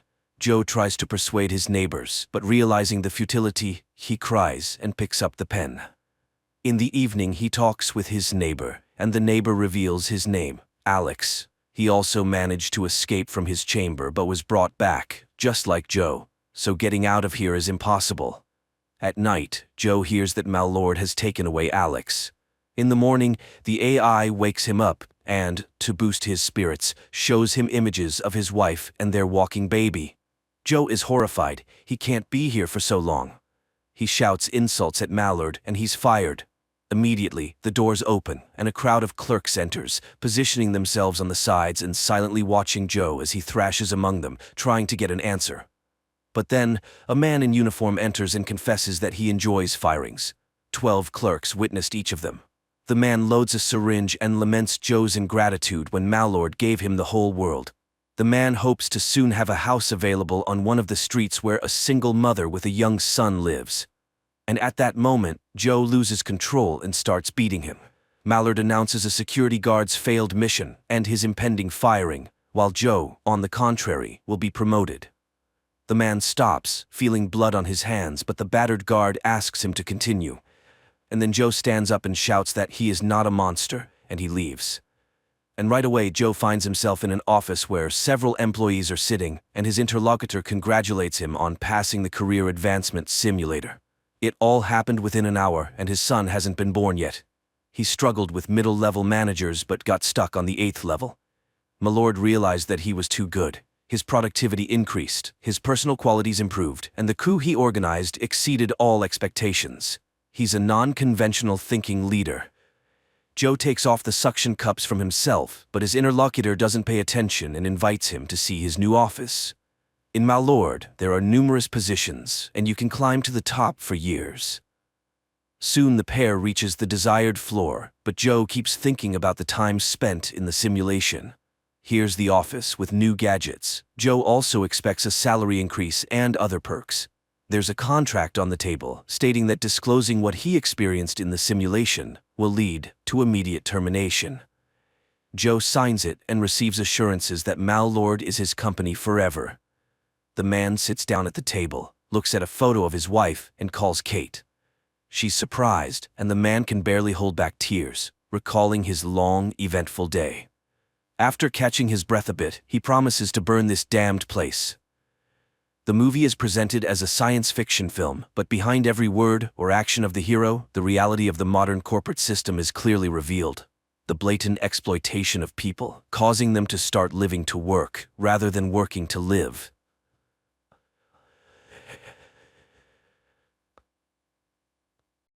A young man returns home and discovers on the carpet in the living room his own body. Next to it lies an envelope with the inscription, "Look at me." The initial shock is replaced by curiosity as Alex finds a flash drive in the envelope, which he immediately plugs into his computer and on the screen sees just himself. The second, Alex reassures himself he is not high and has not gone insane and advises to listen carefully. Thus, it all started with men in black coming to his house. Rebecca, an employee of a private scientific research institute of advanced technologies which cooperates with the National Security Agency of the USA, has a very tempting offer for Alex. But first, Alex must sign non-disclosure agreement, for which Rebecca offers a check for a substantial amount. Having signed the papers, Alex learns the story of an American unregistered satellite which the USA did not launch. Strangely enough to admit, the satellite is allegedly from the future and contains a coded message inside. If Alex agrees, he will be put to sleep and delivered to the laboratory. The Institute knows that he is practically bankrupt and lives in a house inherited from his parents. To prove the seriousness of her intentions, Rebecca immediately transfers a large sum to Alex's account, which convinces him to sign the documents. The next day, he is put in a car, given an injection, after which he falls asleep and only comes to his senses in a closed, secret place. Rebecca shows him the laboratory where the satellite is already located. And the guy starts solving the task. 5 weeks pass, but there are no results yet. Rebecca suggests Alex take a day off, but the guy does not need it. One day, he is visited by a vision in which a young woman decodes the same task. After that, Alex bleeds from his nose. Later, he finds the name of this woman written on the frame of the bed. Soon, Alex manages to decrypt part of the code, which contains drawings of an unknown device. Rebecca announces the end of his work and informs him that he will be taken home. Alex comes to his senses at home late at night. He feels ill, which he attributes to fatigue and stress. But after a few days, the malaise intensified, and he began to be haunted by persistent hallucinations. And one day, 2 strange-looking men appear on the threshold of his house, wanting to know why he agreed to decrypt the code. Alex does not understand because decryption is just his job, which pays well. The men continue to press Alex with questions about morality. Don't the consequences of his work bother him, since the device to be created from the decrypted drawings will be the most powerful weapon in the world? Alex's head starts to hurt, and he asks the men to leave. They thank him for the answers and leave. Alex immediately feels better and sits down at the computer, but at that moment, a call comes from Rebecca, reminding him of the signed non-disclosure agreements. An indignant Alex realizes that the Institute is watching him, and when he again sits down at the computer in his house, the lights go out. Alex goes outside and suddenly sees one of the 2 men who came to him with questions on the opposite side of the street, but the man's body starts growing before his eyes. Frightened, Alex runs home and looks out the window to see the giant's hand reaching for his window. Alex extends his hand to meet it, and morning comes. Rebecca, who has arrived, finds Alex at work. He tries to explain that humanity lives in 2-dimensional space, and his recent guests are a highly developed civilization that exists not only in space but also in time. They can be in this room but earlier or later, and they can watch what is happening through some kind of window in time. Alex tries to convey to Rebecca the danger of the device they are building, which can start World War III. Then the woman informs him that she knows about his illness, a brain tumor.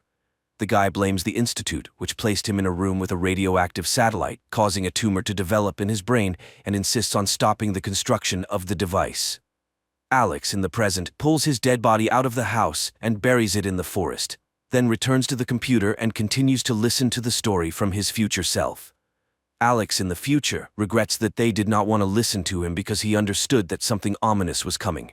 Then he remembers the woman. She is cryptographer. Alex finds her address, but Beth refuses to talk to him. Alex shouts that he is dying. He has 6 months left. After that, Beth opens the doors and informs that she has 2 years left. She also realized that it was a weapon, and the drawing supposedly came from the future. There is another person, Schieferman, who communicates with her through the computer and sends her tasks, which she solves when she feels normal. Beth starts feeling unwell, so a man takes her to the bedroom, while he goes downstairs, where it seems like he sees the girl's life in the mirrors. There she is, saying goodbye to her beloved in military uniform. There his comrades inform her of terrible news, and there she is with a handful of pills in her hand, trying to leave this life. But then his attention is captured by a message from Schieferman appearing on the computer monitor. Alex responds, but Schieferman quickly realizes that it's not Beth and disconnects. The man then grabs a pack of printed papers with tasks previously given by Schieferman. In the morning, Beth finds him on her sofa, with the papers glued together. The guy points out to her that all this are pieces of a puzzle which, when assembled, can give an answer. Schieferman clearly doesn't work at the Institute. Alex asks Beth to help stop the creation of a death machine. The girl reports that she fell ill specifically after working with the satellite. She started having hallucinations and began thinking about a message from the future. What if it's possible to contact the sender? She began to hear the voices of the dead and one day heard her own voice. She also saw aliens, though she doesn't believe in them, and asks Alex to leave. Alex goes home, where people in black are waiting for him. Rebecca orders him not to meet with Beth anymore and urges him to use the remaining time wisely. Angered, the guy sends the guests to hell, and upon entering the house discovers that all his papers with conclusions have disappeared. Meanwhile, Beth sees a bright light at her house, which makes her feel sick. The woman screams in fear and tries to hide. Alex tries to drown his thoughts in alcohol when a message from Schefferman arrives on his computer. The guy is sure that Rebecca is hiding behind this nickname, but the interlocutor denies it. At that moment, the doorbell rings. Beth is on the threshold. It turns out that Schefferman directed Beth here and sent her the blueprints of a device capable of destroying the technology from the future. The couple begins developing a virus capable of destroying the machine being created from the blueprints they decrypted through the computer. But the next morning, Rebecca bursts into Alex's house. Representatives of the Institute know about their work and are already on their way there. She gives the name of the Institute's founder and orders to go to him as soon as possible. She is Schefferman and hope to destroy the device with their help. Then cars approach Alex's house. The couple escapes through the back exit. Rebecca is caught, given an injection, and thrown into a car. Meanwhile, all the gas burners in the kitchen are opened. In the evening, Alex and Beth arrive at scientist Miles, who immediately recognizes both of them, as he has always followed their work. The thing is, this satellite was not the only one. There was another, which orbited Earth for about 400 years. Apparently, unknown beings from the future were waiting for Earthlings to grow up, fly into space, and be able to decrypt their message.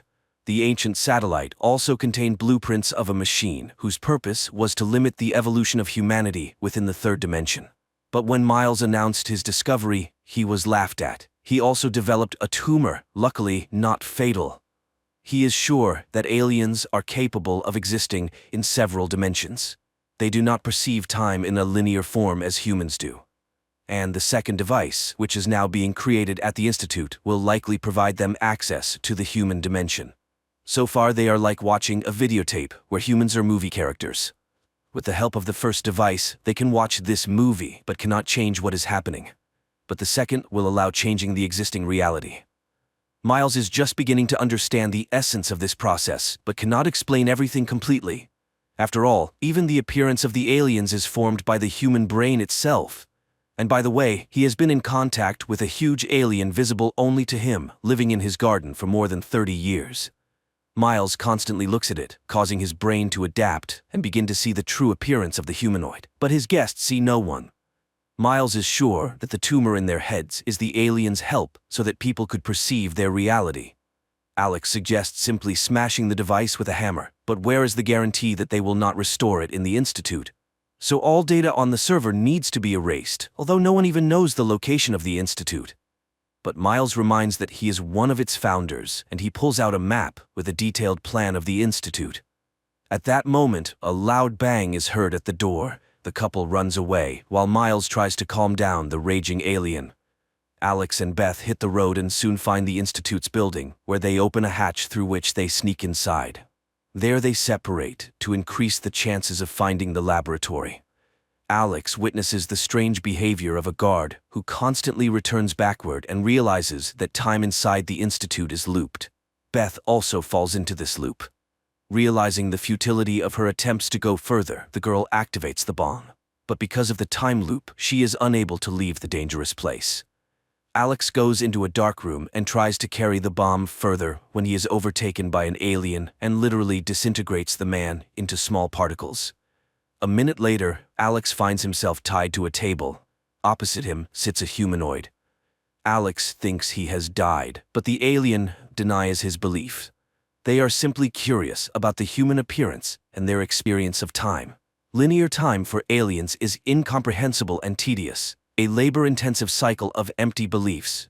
Humans are like in a trap, forced to constantly go through the same thing.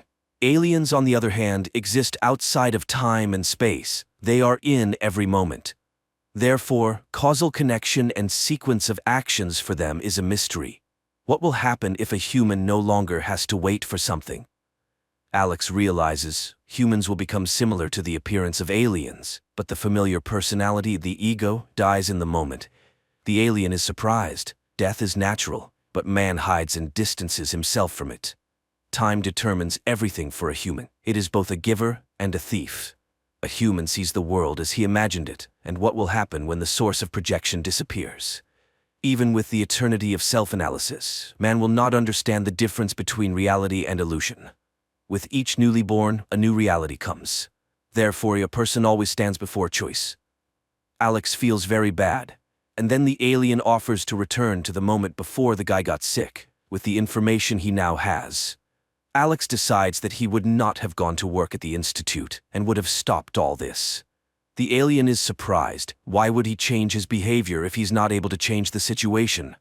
And then Alex admits, people do not choose what will happen. The humanoid insists, will his return to the past make a difference? Can something change? And immediately, the guy finds himself in his home, in front of the computer. He records this flash drive, realizing that nothing can be changed. The world may disappear tomorrow, but this is not news. Everything has already happened. Everything ended before it began. He puts the flash drive in an envelope and falls to the floor.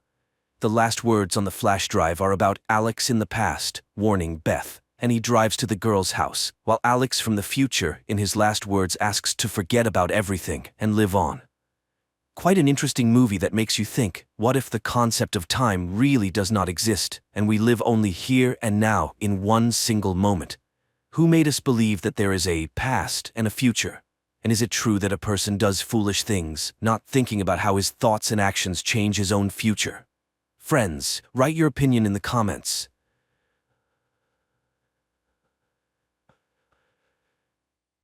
In 2025, aliens occupy Earth and first enclose cities with 300-meter walls to limit human movement. Welcome to day 348 of our occupation. If there is no struggle, there is no progress. One day, truck driver Will bids farewell to his wife Katie and their children, Grace and Bram, and drives to work through the streets of Los Angeles, patrolled by soldiers in red helmets. Later, from his conversation with a colleague, it becomes clear that Will is planning an illegal trip beyond the wall. He reaches a smuggler who places him in a metal box and covers it with ice. That's when Will discovers he has a fellow passenger, to whom he reveals he's looking for his 12-year-old son left behind the wall. Soon the vehicle enters through the gates, then an explosion occurs, flipping the truck over. Dazed, Will crawls out only to be captured by the red helmets. That same morning, Katie goes to an underground dealer for forbidden insulin. By restricting medicine, the invaders weed out the weak, making it very hard to obtain. She presents a bottle of alcohol for trade, but finds the insulin spoiled. She has to fight her way out with a pistol, risking drone detection and death for all. But Katie can't afford to be robbed. Meanwhile, Will is imprisoned, unable to call his wife. Katie is indeed worried, as walking the streets at night is prohibited. Then her sister Maddie arrives with her son, who needs the insulin.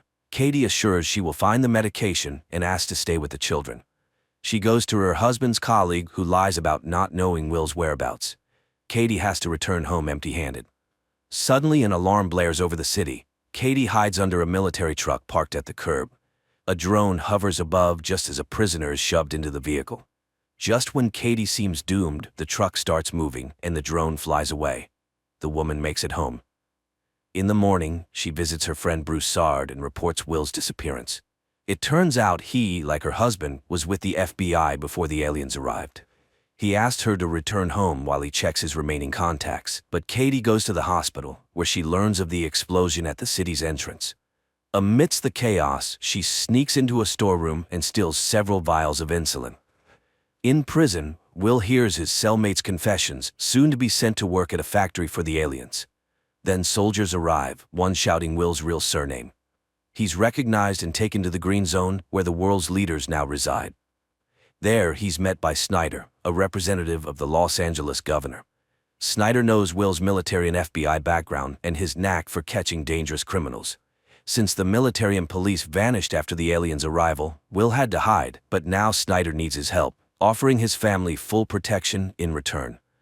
The Masters demand security, so Will lead a special unit, infiltrate the rebels, and capture their leader Geronimo.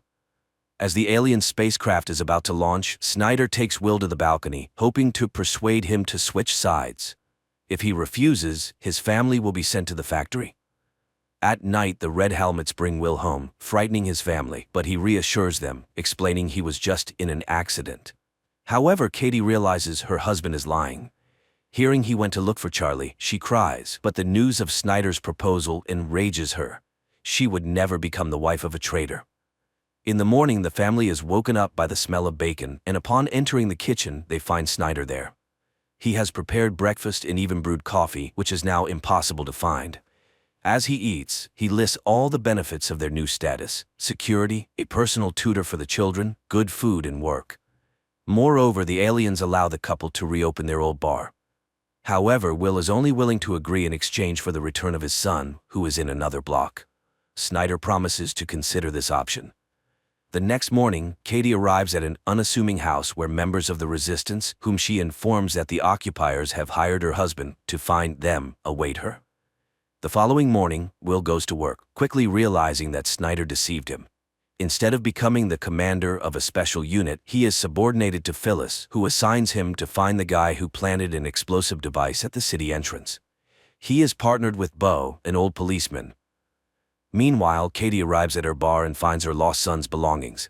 Broussard interrupts her cleaning, wanting to know what the police have found out about the explosion at the customs, but Will has just started his job and has no information yet. Meanwhile, Will and Bo approach the house where the girlfriend of the wanted criminal lives, and by deception, they force him to run out the back door. The agent catches up with him when suddenly a drone appears. Will fearlessly looks directly into the lens, and it instantly disappears. The police bring the detainee to the station, where Will's arrested colleague is found. The man begs Phyllis to release him as his informant, but she refuses. Then Will goes to his trailer, but his family is no longer there because the woman and child are entering his house at that moment. After hiding the mother and son upstairs, Katie drives to Broussard as the couple needs new documents, but he refuses to help, as the resistance cannot take risks. Katie leaves. At home, she confronts Will, who, learning that his friend's family is with him, takes them to a man who makes fake documents. On their way, they are stopped by the Red Helmets. However, after checking the pass, they let him go with apologies, leaving Katie in a state of shock.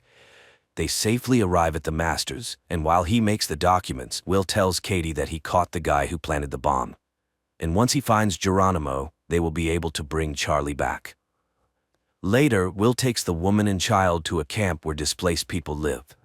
Katie meets with the resistance leader. Alexander calms her down, as the caught boy belongs to another group, but he promises to warn them. At the station, Will discovers that a group of prisoners is being prepared for shipment to the factory. Phyllis asks him to resign himself. During the arrival, the city's entire defense was destroyed in 8 hours. What can a bunch of rebels do? At night, Katie comforts her distraught husband when he is informed that the suspect has divulged the location of his accomplice's hideout. He leaves, and Katie rushes to the phone to warn Broussard. Meanwhile, the prisoners are brought to the location, forced to strip, disinfected, and then redressed. At the same time, the Red Helmets arrive at the location named by the detainee and find only the bodies of rebels. Will realizes that there is a spy among the police. The next morning, a man with a card enters an inconspicuous house on the outskirts of Los Angeles. Immediately, a radio broadcast begins with calls to overthrow the occupation, voiced by Geronimo. The Red Helmets detect the transmission and head to the location. At the same time, Bram duplicates the broadcast recording and hides the cassettes under the bed, but the military, storming into the house, find no one there. That same day, Katie participates in a resistance armed attack on a food truck for the first time. During the operation, one of their comrades, Kim, is fatally wounded. Katie tries to help him, but Broussard finishes the boy off, shocking Katie. Then, drones arrive and start shooting random passers-by. However, Broussard calculates the authorities' response time to the incident.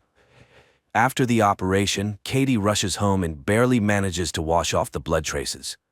She is so shaken that she doesn't want to explain anything and locks herself in her room. That day at school, Bram gives a cassette to his teacher, who notices a change in the pattern of the alien ship's takeoffs. He saw a very large object circling Earth in the sky and now intends to make a more powerful telescope. The police arrive at the scene of the incident. Will notices the body of a boy who was clearly finished off. Phyllis orders to take his photo and quickly learns his name. After that, the Red Helmets go to his house and arrest his parents. Will is outraged by this and fails to notice Broussard in the crowd, who heads to the resistance base and reports what happened. But Alexander is confident that Kim left no traces. Will then goes home, where Katie explains her morning behavior with the things found in the bar belonging to their son. Distraught, Will blames himself for being powerless against the Masters, but his wife promises her support. Later, Katie goes to meet Broussard. He justifies his actions as saving Kim from torture, but now she needs to extract everything her husband learned during the investigation from him. At the same time, Bram's friend asks for his help and leads the boy to an underground tunnel beneath the wall, where her brother slipped and injured his leg. It turns out their father worked there before the arrival, and now they use the tunnel to get beyond the wall. Will and Bo go to a cultural center, listed among the places visited by the deceased Kim, and find a rebel weapons cache. At the same time, Bram's friends tell him they've been going to the other side for 6 months to get food, as there's no one beyond the wall. Alexander learns about the lost weapons and asks Broussard to warn Katie about the inadmissibility of her husband's actions. He fulfills this request, but Katie is more concerned about her family's safety. Nevertheless, in the evening, she opens the bar to visitors. Suddenly, in the midst of the festivities, Snyder walks in. The man congratulates everyone on the opening of the establishment and then explains to Will that by revitalizing such places, the masters allow people to safely release tension. Hearing this, Katie becomes furious, thinking they've sold out to the aliens for the sake of getting their son back. But Will is convinced that by continuing to work for Snyder, he will be able to find Charlie. Later, he speaks with Bo again about the spy. However, the former policeman, who has faced betrayal, doesn't believe in such a possibility. Meanwhile, Katie tells Broussard that the quick finding of the Resistance's premises is explained by a huge database in a woman who knows how to use it. She's ready to reveal her name if Will remains unharmed. Broussard swears to this. The next day, a squad of red helmets bursts into the school. The military brutally arrest a teacher and beat a student. Returning to the base, one of them removes his helmet, revealing himself to be Broussard. Later, he explains to Alexander that he learned the duty schedule of the red helmets. Now they have a chance to be in the right place at the right time. That same day, Phyllis shows Will information about the Los Angeles rebels. If they unite and go on the offensive, the entire block will be cleaned out. She hopes Will understands what this means for him and his family and counts on his loyalty. Meanwhile, Katie takes the children for a walk with Lindsay, the governess appointed by the authorities, and turns on the streetlight, sending a prearranged signal. The sound of breaking glass is heard. The woman counts to 10, then pulls out a fire extinguisher. Only after extinguishing the fire does she call emergency services. The red helmets and Will arrive. He is outraged to find that his house is being searched, but such is the protocol. Katie is asked to go to Phyllis for interrogation. She promises the family enhanced security. Moreover, the neighbors are warned that if something happens to them, they will be held responsible. Katie is shocked, as now they will be feared. Phyllis interrogates her about everything, even the personal relationship between husband and wife. Meanwhile, Maddie goes to the Commission for the Preservation of Cultural and Artistic Items in search of work and introduces herself to Charlotte, the director, hoping to become her assistant. After his wife's interrogation, Will confronts Phyllis, but she shows him tapes found under Bram's bed and advises him to keep a closer eye on his son. For now, she'll hold on to these pieces of evidence. Furious, Will drives home, and after a tough conversation, Bram shows his father posters. Their appearance in the city signals the release of a new broadcast by Geronimo. Katie manages to extract a promise from Alexander not to touch her husband, and in return identifies her husband's boss, Phyllis, in a photo. Later, another broadcast by Geronimo begins in the city. This time, the police immediately detect the signal coming from the library and rush there.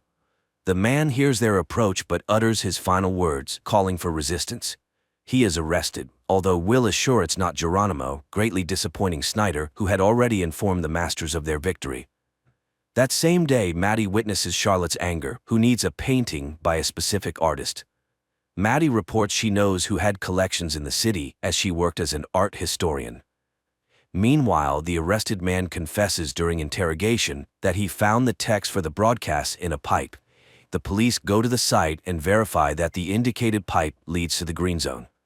Charlotte's workers find art items in the house Maddie mentioned. In gratitude, the owner takes her on board and promises to help with insulin. That same day, Phyllis informs Will that as a sign of trust, she destroyed the tapes. The man goes home where Bram admits he listened to Geronimo because he was the only one who instilled hope in people. Katie arrives at the bar earlier than usual and finds Phyllis in the hall, who wants to talk to her alone. Phyllis talks about her husband and draws parallels with Will, who loves his wife so much that he doesn't see who she really is. She shows surveillance photos from the truck attack site and warns Katie that she's gotten involved with the wrong people. If Katie wants to survive, she will now work for her. After the conversation, Phyllis returns home, where her paralyzed husband lies. She greets him, but upon entering the living room, she finds Broussard there. Phyllis immediately understands why he came and asks him to kill her husband too. Broussard shoots. The next day, Beau and Will go to the crime scene and find the word Geronimo written on the wall. Snyder is furious because Phyllis was very close to the masters and demands the criminal be found. A message comes in about the capture of one of the Geronimo group.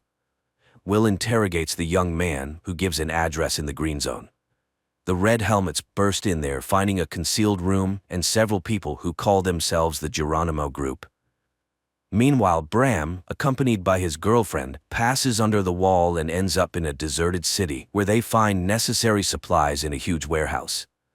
Back in Los Angeles, news is broadcast that the underground has been eliminated, although Will doesn't believe it. Snyder once again becomes enraged because he sees that the captured couple doesn't look like terrorists. He refuses to fulfill the agreement about searching for Charlie and appoints Will as the head of the group. Will immediately begins searching for the mole, and Phyllis's assistant, Jennifer, reminds him of his wife, suggesting he might be the source of the leak. Returning home, Will sees Bram giving his sister markers brought from beyond the wall, but the son lies that he traded them for oranges. Snyder interrogates a man who claimed to be Geronimo, but he confesses that he is just an actor. Snyder convinces him to play out his role in exchange for being sent to another block. At the same time, Bram rushes to his teacher and promises to get him a powerful lens for his telescope. Will, secretly from his wife, searches the bar but finds nothing incriminating except for a book he doesn't recognize. The trial of Geronimo is broadcast on all channels, featuring relatives of the terrorism victims, and a scaffold for execution is erected in the square. The actor plays his role, believing Snyder's promises to eradicate terrorism. He realizes he's been deceived only when he finds himself on the scaffold, but can do nothing about it. Immediately after the execution, Snyder invites Will to join him, promising to show him something unusual. At the same time, Alexander's group prepares for a new attack, with Katie among the rebels. On the way, Will expresses his outrage to Snyder, who achieved nothing by executing the actor, but Snyder reminds him of the need to pacify the population and that he's bought time to search for the real Geronimo. Snyder's car moves through the city, guarded by a group of red helmets, including Broussard. At one of the turns, a decoy road worker sends them on a detour, and when the convoy slows down, Broussard shoots his colleagues. Snyder tries to run, but Will locks the doors as the car is armored. Rebels, disguised in red helmets uniforms, shoot at the car and manage to pull the door off, but Will shoots from inside and still gets Snyder out of the fire. Drones appear, but the rebels manage to escape. Will leads Snyder into the bar where Katie arrives at the same time. Snyder is hysterical, but Will cannot guarantee protection by his own means. Katie asks Will in private not to risk himself for such a worthless person, but Will cannot leave a person without help. Realizing that the phone doesn't work, he goes outside to a payphone to call for backup. Meanwhile, Alexander, learning about Will's role in saving Snyder, is furious, but then Katie communicates via radio that the traitor is in the bar. She returns to Snyder and keeps the conversation going to lower his guard. He boasts about being a professor of economics, which earned him a high position. He mentions there are 7 more colonies, but he doesn't know what happens beyond them. Will returns, announcing that he has managed to call for reinforcement and it's on its way. Katie bandages Will's wound, and he confesses that Geronimo is a collective image, not one person. Katie asks not to interfere with Snyder's killing, but Will reminds her that another will take his place. Then, Snyder reveals that his people have found their son, and he is currently negotiating Charlie's return. Suddenly, there's a knock on the door. They hide Snyder in the bathroom. Broussard enters in a red helmet's uniform and searches the place. Katie leads him to the basement, asking to ensure Will's safety, but he can't guarantee anything as her husband is always diving into the fray. Broussard eventually leaves, but Will is sure he is a member of the resistance and will return with backup. They barricade the doors with Snyder, who again mentions Charlie, infuriating Katie as she's tired of his blackmail. Meanwhile, the rebels try to break into the bar, but fail. A frightened Snyder tells Will that the Masters have tested virtually every person, thus filtering out those they don't need, but he has never seen the aliens himself. As the rebels continue to press, Will orders Katie to hide, readying himself to defend Snyder. Then a smoke grenade is thrown in, the militants storm in. Will opens fire. When one of the rebels finds Will, Katie shoots him, but Broussard aims at her and her husband forces her to drop the weapon. The rebel herds them into the basement and leaves. However, Will finds a machine gun and chases after him, but by the time he gets upstairs everyone is gone. Then, the real Red Helmets arrive and pull Snyder from the closet where Will had hidden him. In the evening, Will tries to reassure Katie, explaining that Snyder's tribunal was just a farce. There is no people's hero, and those who attacked them have no relation to Geronimo. Meanwhile, Alexander concludes that Katie is a double agent, simply leading them on. Meanwhile, Maddie starts a relationship with Charlotte's husband, Nolan, who is the leader of the New Age Preacher Church. At the same time, Will identifies Broussard by photo, having seen him among the attackers, and receives an order to find and arrest him. The Red Helmets head to his address, but when they begin to storm the house, it explodes. Will questions Broussard's squadmates, and one mentions a distinctive feature, a tattoo on the chest, which Will recognizes as a Special Forces sign. Broussard infiltrates a restricted area, where he steals the corpse of a dark-skinned man of similar age and build.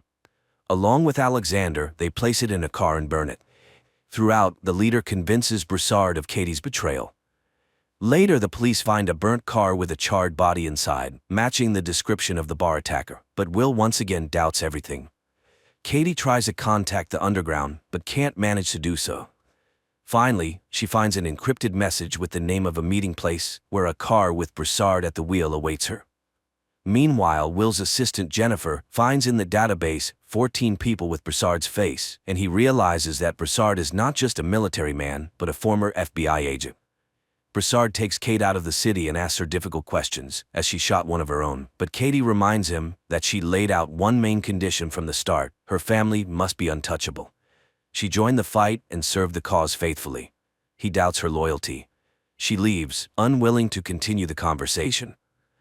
Broussard goes to one of the resistance members, Rachel, and tells her about Alexander's order to eliminate Katie and how he couldn't go through with it. Will arrives at Snyder's in the Green Zone and reports that Broussard is called something entirely different, and he's very skilled in his field, but he'll definitely find him. In response, Snyder gives him an envelope containing a recent photo of Charlie. Will brings it to Katie, and through tears she asks her husband to rid themselves of Snyder's control. He promises to do so when he is ready.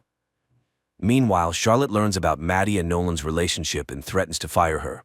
Nolan decides to remind his wife of her place and offers Maddie to become his assistant. The police receive new information, with which Will goes home. He shows his wife a photo of Broussard and tells her that his fingerprints were found in their bar. This means he was there before. Katie says she doesn't know him, but Will shows her photos of his victims, and she recalls that he indeed visited them and said he lived in his mother's house and was fixing it.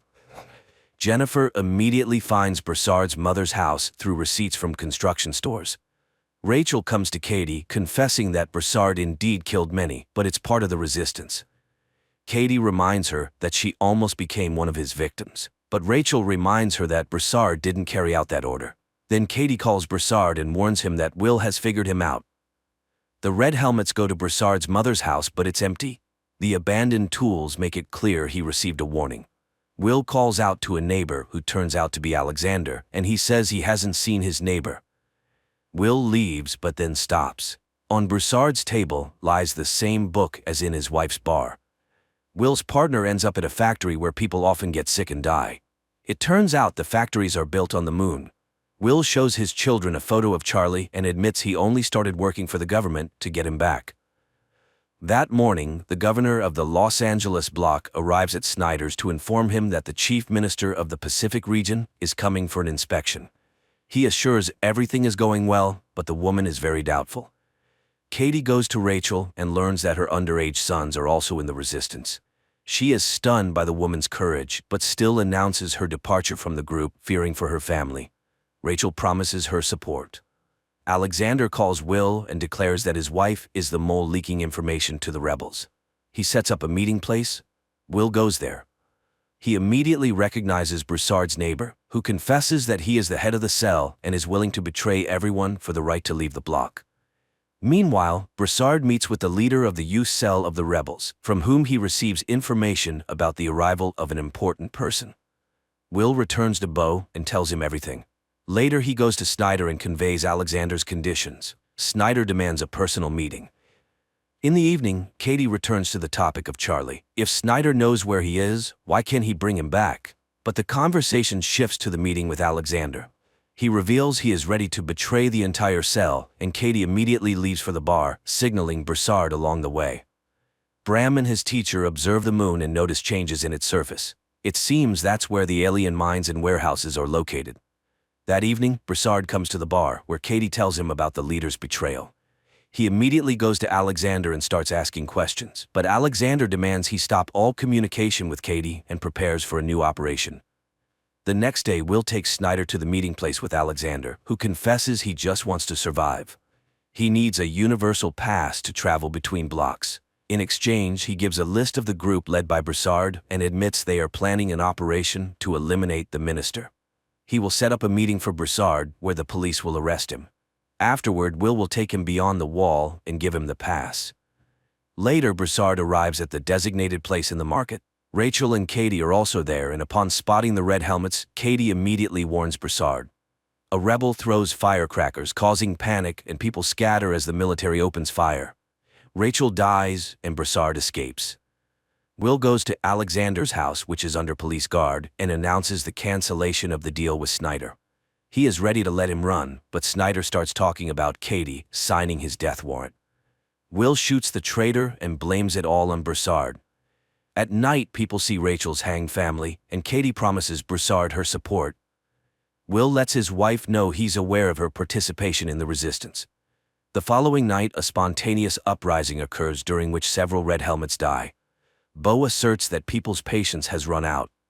Will informs Snyder that he has information about a new rebel cell located beyond the wall. Apparently, there exists an unknown passage to the authorities. He asks for permission to let them go beyond the wall and check. Snyder agrees but assigns them a guard. Meanwhile, Broussard and Katie go to the leader of the youth cell, who proposed a joint attack on the minister. Everything is to happen in the subway, now used only by the masters. Will and Beau, having gone beyond the wall, climb a skyscraper and survey the entire city. They then simulate an attack on themselves. While their guard tries to figure out what happened, their commander finds a map supposedly lost by the attackers.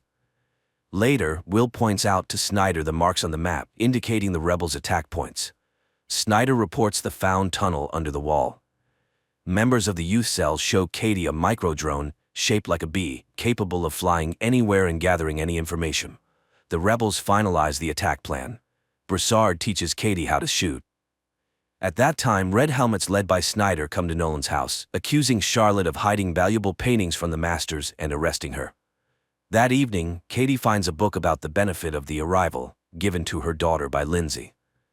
She immediately calls Will and tells him about how the new church is indoctrinating children. Will then informs her that they will move to Beau's house, located beyond the wall, accusing her of spying on him, but Katie can no longer bear it. They constantly lie to each other, and it's killing their family. And hiding, even beyond the wall, is impossible. Will asks Beau to run alone. Katie and Broussard, killing guards, descend into the subway, open a backup entrance, and the group infiltrates inside. The rebels cause an explosion, derailing the train. Searching the wrecked wagons, people find an alien's body. Will learns about this and heads to the station, where the governor soon arrives, announcing the kidnapping of a master. There was already an incident when 2 aliens died, leading to Dallas's destruction, so people must understand what awaits Los Angeles if they don't find the missing master. At the same time, a group of rebels transports the alien to a secret location, blocking signals with metallic foil. Will rushes home and asks Maddie to hide the children. She suggests taking them to the green zone. He tries to find Katie, and Bram gives him a secret number his mother received the day before. While the rebels try to move the alien to another location, a curfew is declared in the middle of the day. Maddie and the children end up in a huge queue, and as they try to break through, Bram runs away. Meanwhile, the rebels hijack a red helmet's car and load the alien into it. At the same time, the police receive subway camera footage. Will recognizes Katie but doesn't show it. Bram runs to his teacher and leads him to the tunnel. Meanwhile, the group that kidnapped the alien moves through the city in a police car and witnesses a house being shot to intimidate residents. Snyder is removed from his position, but the governor can do nothing. Meanwhile, the alien is brought to a laboratory, shielded from any observation methods, and they attempt to open his suit. Will gives the rebel codebook to Jennifer. Together, they review the operation footage from Broussard's arrest attempt and identify the U-Cell leader, who is also in the database. The rebels figure out how to activate the communicator on the alien's wrist when Will knocks on the door. He asks to hand over the kidnapped and run, or he won't be able to save them, but Katie refuses to open the door, instead breaking the isolation, forcing the rebels to flee through a secret passage. At that moment, drones converge on the house, Katie opens the door, and Will calls the police. The alien is taken away. Snyder thanks him and gives him a universal pass beyond the wall. Simultaneously, Bram and the teacher descend into the tunnel and are caught by the police. Snyder is taken away by the patrol. Will goes beyond the wall to find his son, and Katie returns to an empty house. This concludes the first season.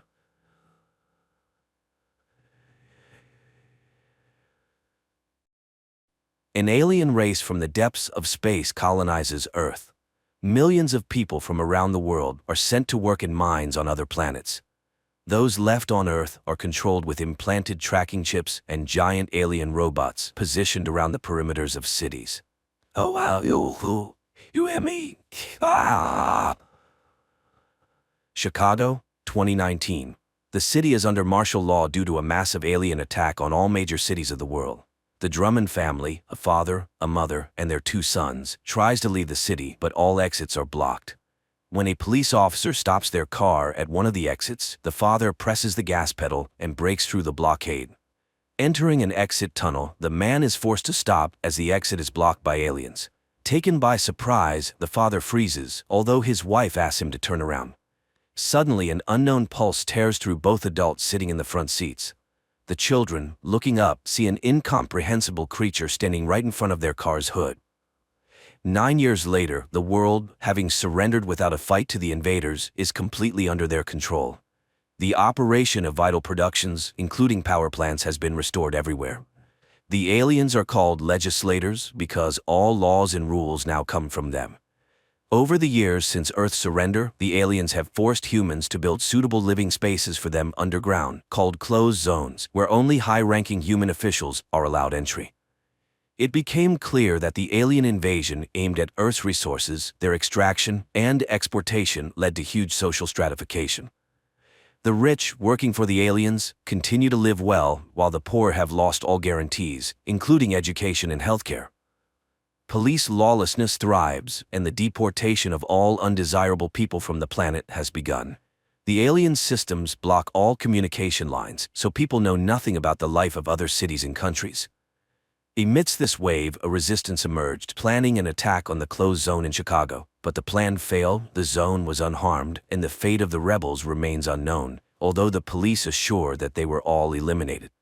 And this was supposed to be the first spark from which a flame would ignite.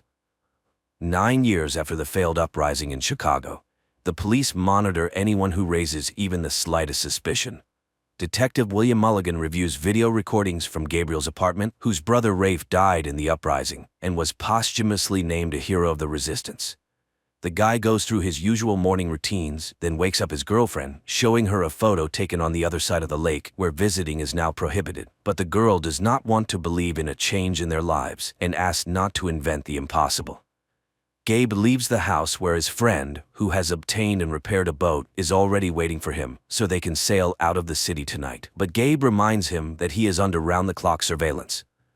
Meanwhile, Mulligan reviews the newspapers and sees an advertisement for the Phoenix fire suppression system, after which he goes to his old friend Jane, who now runs a brothel. At the entrance, he sees the Phoenix emblem on the wall and notices the police chief. The owner greets Mulligan as a good friend and hands him a gift box, mentioning the Donnans and their gifts. Returning to the police station, he shares his findings. Phoenix exists and is preparing something for the New World Masters, but his partner does not believe that anyone could have survived the last purge. At this time in the subway, 2 resistance members meet because the newspaper advertisement is a battle readiness order given by their leader, whom they call First. He has learned that there is an entrance to the zone through the stadium, and soon there will be a Unity Festival which high-ranking aliens will attend. The only thing left is to infiltrate. The next day, Gabe goes to work, having passed through the recognition system, since every person now has an identifier chip inside. The guy works in a data restoration center where he views millions of private videos a day and checks browser history requests. He sends all the collected information to the Central Information Center and destroys the carriers. Later, he receives a cigarette containing an unknown substance from his colleague and hides it behind his ear. After work, Gabe exits to the outside with a crowd of other workers and sees arriving guards grab and lead away one of the women. At the same time, an alien transport ship is sending off another batch of people as slaves for the alien mines from Earth. And around the perimeter of the city stand giant alien robots to prevent people from escaping. Gabe goes to the boat but is horrified at the sight of the weapon in his friend's hands. If they get caught, they will be instantly destroyed. Their scuffle is interrupted by the appearance of Mulligan, who orders Gabe to get into his car. He reminds the boy that he was his father's partner and now asks not to repeat his brother's mistakes and make the right choice. Gabriel has no information about Phoenix, and he does not intend to snitch, so the conversation goes nowhere. Gabriel goes to the person he is supposed to sell the acquired cigarette to, but the potential client pushes the boy into his van and, putting on them special collars that jam the tracking chip signal, drives him to the center of a destroyed district, where in one of the surviving buildings, Gabe meets his living brother. After a joyful reunion, Rafe tells him that he is the only survivor from his group. Unknown to him, Craftsman removed his chip, and now he has joined a new group. He takes the cigarette and, giving his brother a large sum of money, orders him to leave the area because Phoenix plans to attack the invaders. The brothers argue about the necessity of the uprising, but Rafe is sure that as long as there is time to fight, they should fight. Gabriel then rushes into his apartment and hurriedly starts packing, convincing his girlfriend to join him. The girl tries to persuade the boy to stay, and seeing the money and learning that Rafe is alive, asks the boy to think carefully, as they could then be recorded as accomplices. The couple argues, unaware that the police are closely listening to their conversation. Gabe leaves alone, but immediately encounters Mulligan, who was following him. Gabriel runs away from Mulligan and hides in the secret passages underground. He puts on the remaining collar, and the aliens' drones do not lose sight of him. Mulligan returns to the station, where he has an entire room dedicated to Phoenix and notes that Rafe might be alive. At this time, Rafe's carrier pigeon reaches the recipient, and the information is passed along the chain to a secret IP center, where upon entering the received numbers, its worker displays Phoenix's target, an official who will gain access to the closed zone that day. The newspapers immediately publish Phoenix's announcement, and the group members receive the call. One of them, working on the radio, plays a conditional track heard by a man with a dog who immediately takes her for a walk. Her bark is heard by a mechanic girl who rushes to her car. Later, they arrive at an underground clinic where a doctor performs complex operations to remove the tracking chips. Then, he hands over the chips extracted from law-abiding citizens previously deceased from diseases, as well as special containers that need to be kept in the mouth, so they too will be recognized as law-abiding citizens. Meanwhile, one of the resistance members, serving as a priest, meets with Rafe. The pair goes to an arms dealer and receives invisible explosive material from a girl extracted from a crashed alien ship. If attached to an organic carrier's skin or hair, scanners will not be able to detect it. Later, the resistance group gathers together. The leader distributes containers with new chips and shows a photo of the person who will go to the aliens. Lastly, he hands out poison capsules to everyone, which will help avoid being captured alive by the enemy. The group freely enters the festival and attaches the invisible alien explosive device to an official. He goes to the arriving aliens and explodes with them. The city is immediately locked down, and the police block the streets to find the attackers. The priest is the first to die, caught in gunfire.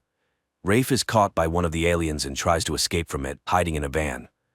This is seen by the guy's comrades, who come to his rescue and destroy the alien. The surviving rebels try to escape from the city, while the aliens bring in hunter warriors from another world, and they quickly track down Rafe and his accomplices.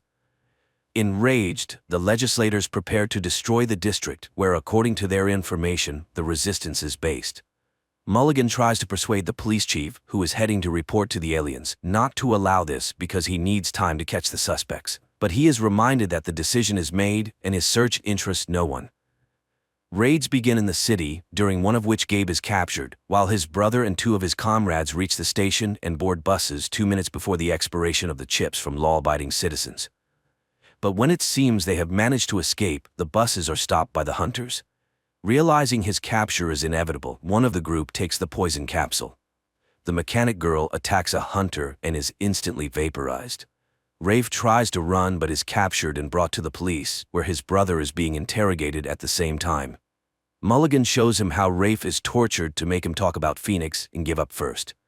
Gabe learns that the city is preparing for destruction and agrees to send a message to the leader. He is brought to the surviving members of the resistance, and hearing that the guy allegedly knows ways into the zone, they agree to connect him with First.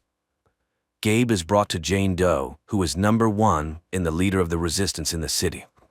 Upon seeing the boy, the woman calls him by name, which confuses Gabrielle, and at that moment, a police squad raids the brothel and kills Jane. The investigation reveals that Jane had installed listening devices to record conversations with police officers she served to gather secret information. Later, during a briefing with the aliens, Mulligan names the members of Phoenix who, learning about the death of First, voluntarily left this life. Before the invasion, Jane was a history teacher and changed her profession to gather secret information. Mulligan presents recordings obtained in the brothel, where it is heard that the police chief actively leaked secret information about the aliens. Captured resistance members are deported to alien mines, and Mulligan, having declared the neutralization of the Chicago threat, is appointed acting commissioner. Later, he meets with Gabe and puzzles the boy with a new thought. What if the failure of the uprising was planned? And he hands the boy a memory card, extracted from a phone once given to him by Jane. The next day, Gabe views its contents, a video dedicated to a party before his birth, where close family friends record messages for him. There, he sees both Mulligan and Jane Doe, who was acquainted with his mother, as well as some other members of Phoenix. Meanwhile, Mulligan is allowed to arrive at the Earth Control Center and meet with the legislators in their habitat. As he heads to the spaceship, the same invisible substance that was part of the explosive used in the stadium attack manifests on him, explaining that Mulligan is also part of the resistance, and the plan was organized so that he could infiltrate the main alien base and set off an explosion. During the credits, a map shows that the plan worked, and the city blockades were successfully lifted, after which many resistance foci flared up everywhere. This means that the plan to light a match and ignite a bonfire was a success, and humanity begins an active fight against the alien oppressors. Despite the film being labeled as science fiction, the message here is quite realistic. How will humanity behave when it realizes the possibility of its total occupation? Also, the filmmakers draw belief in victory from the history of humanity, using Lenin's motto, "A spark will kindle a flame." The struggle, the underground conspiracy, the film is full of revolutionary stylistics, and it watches like a real political thriller.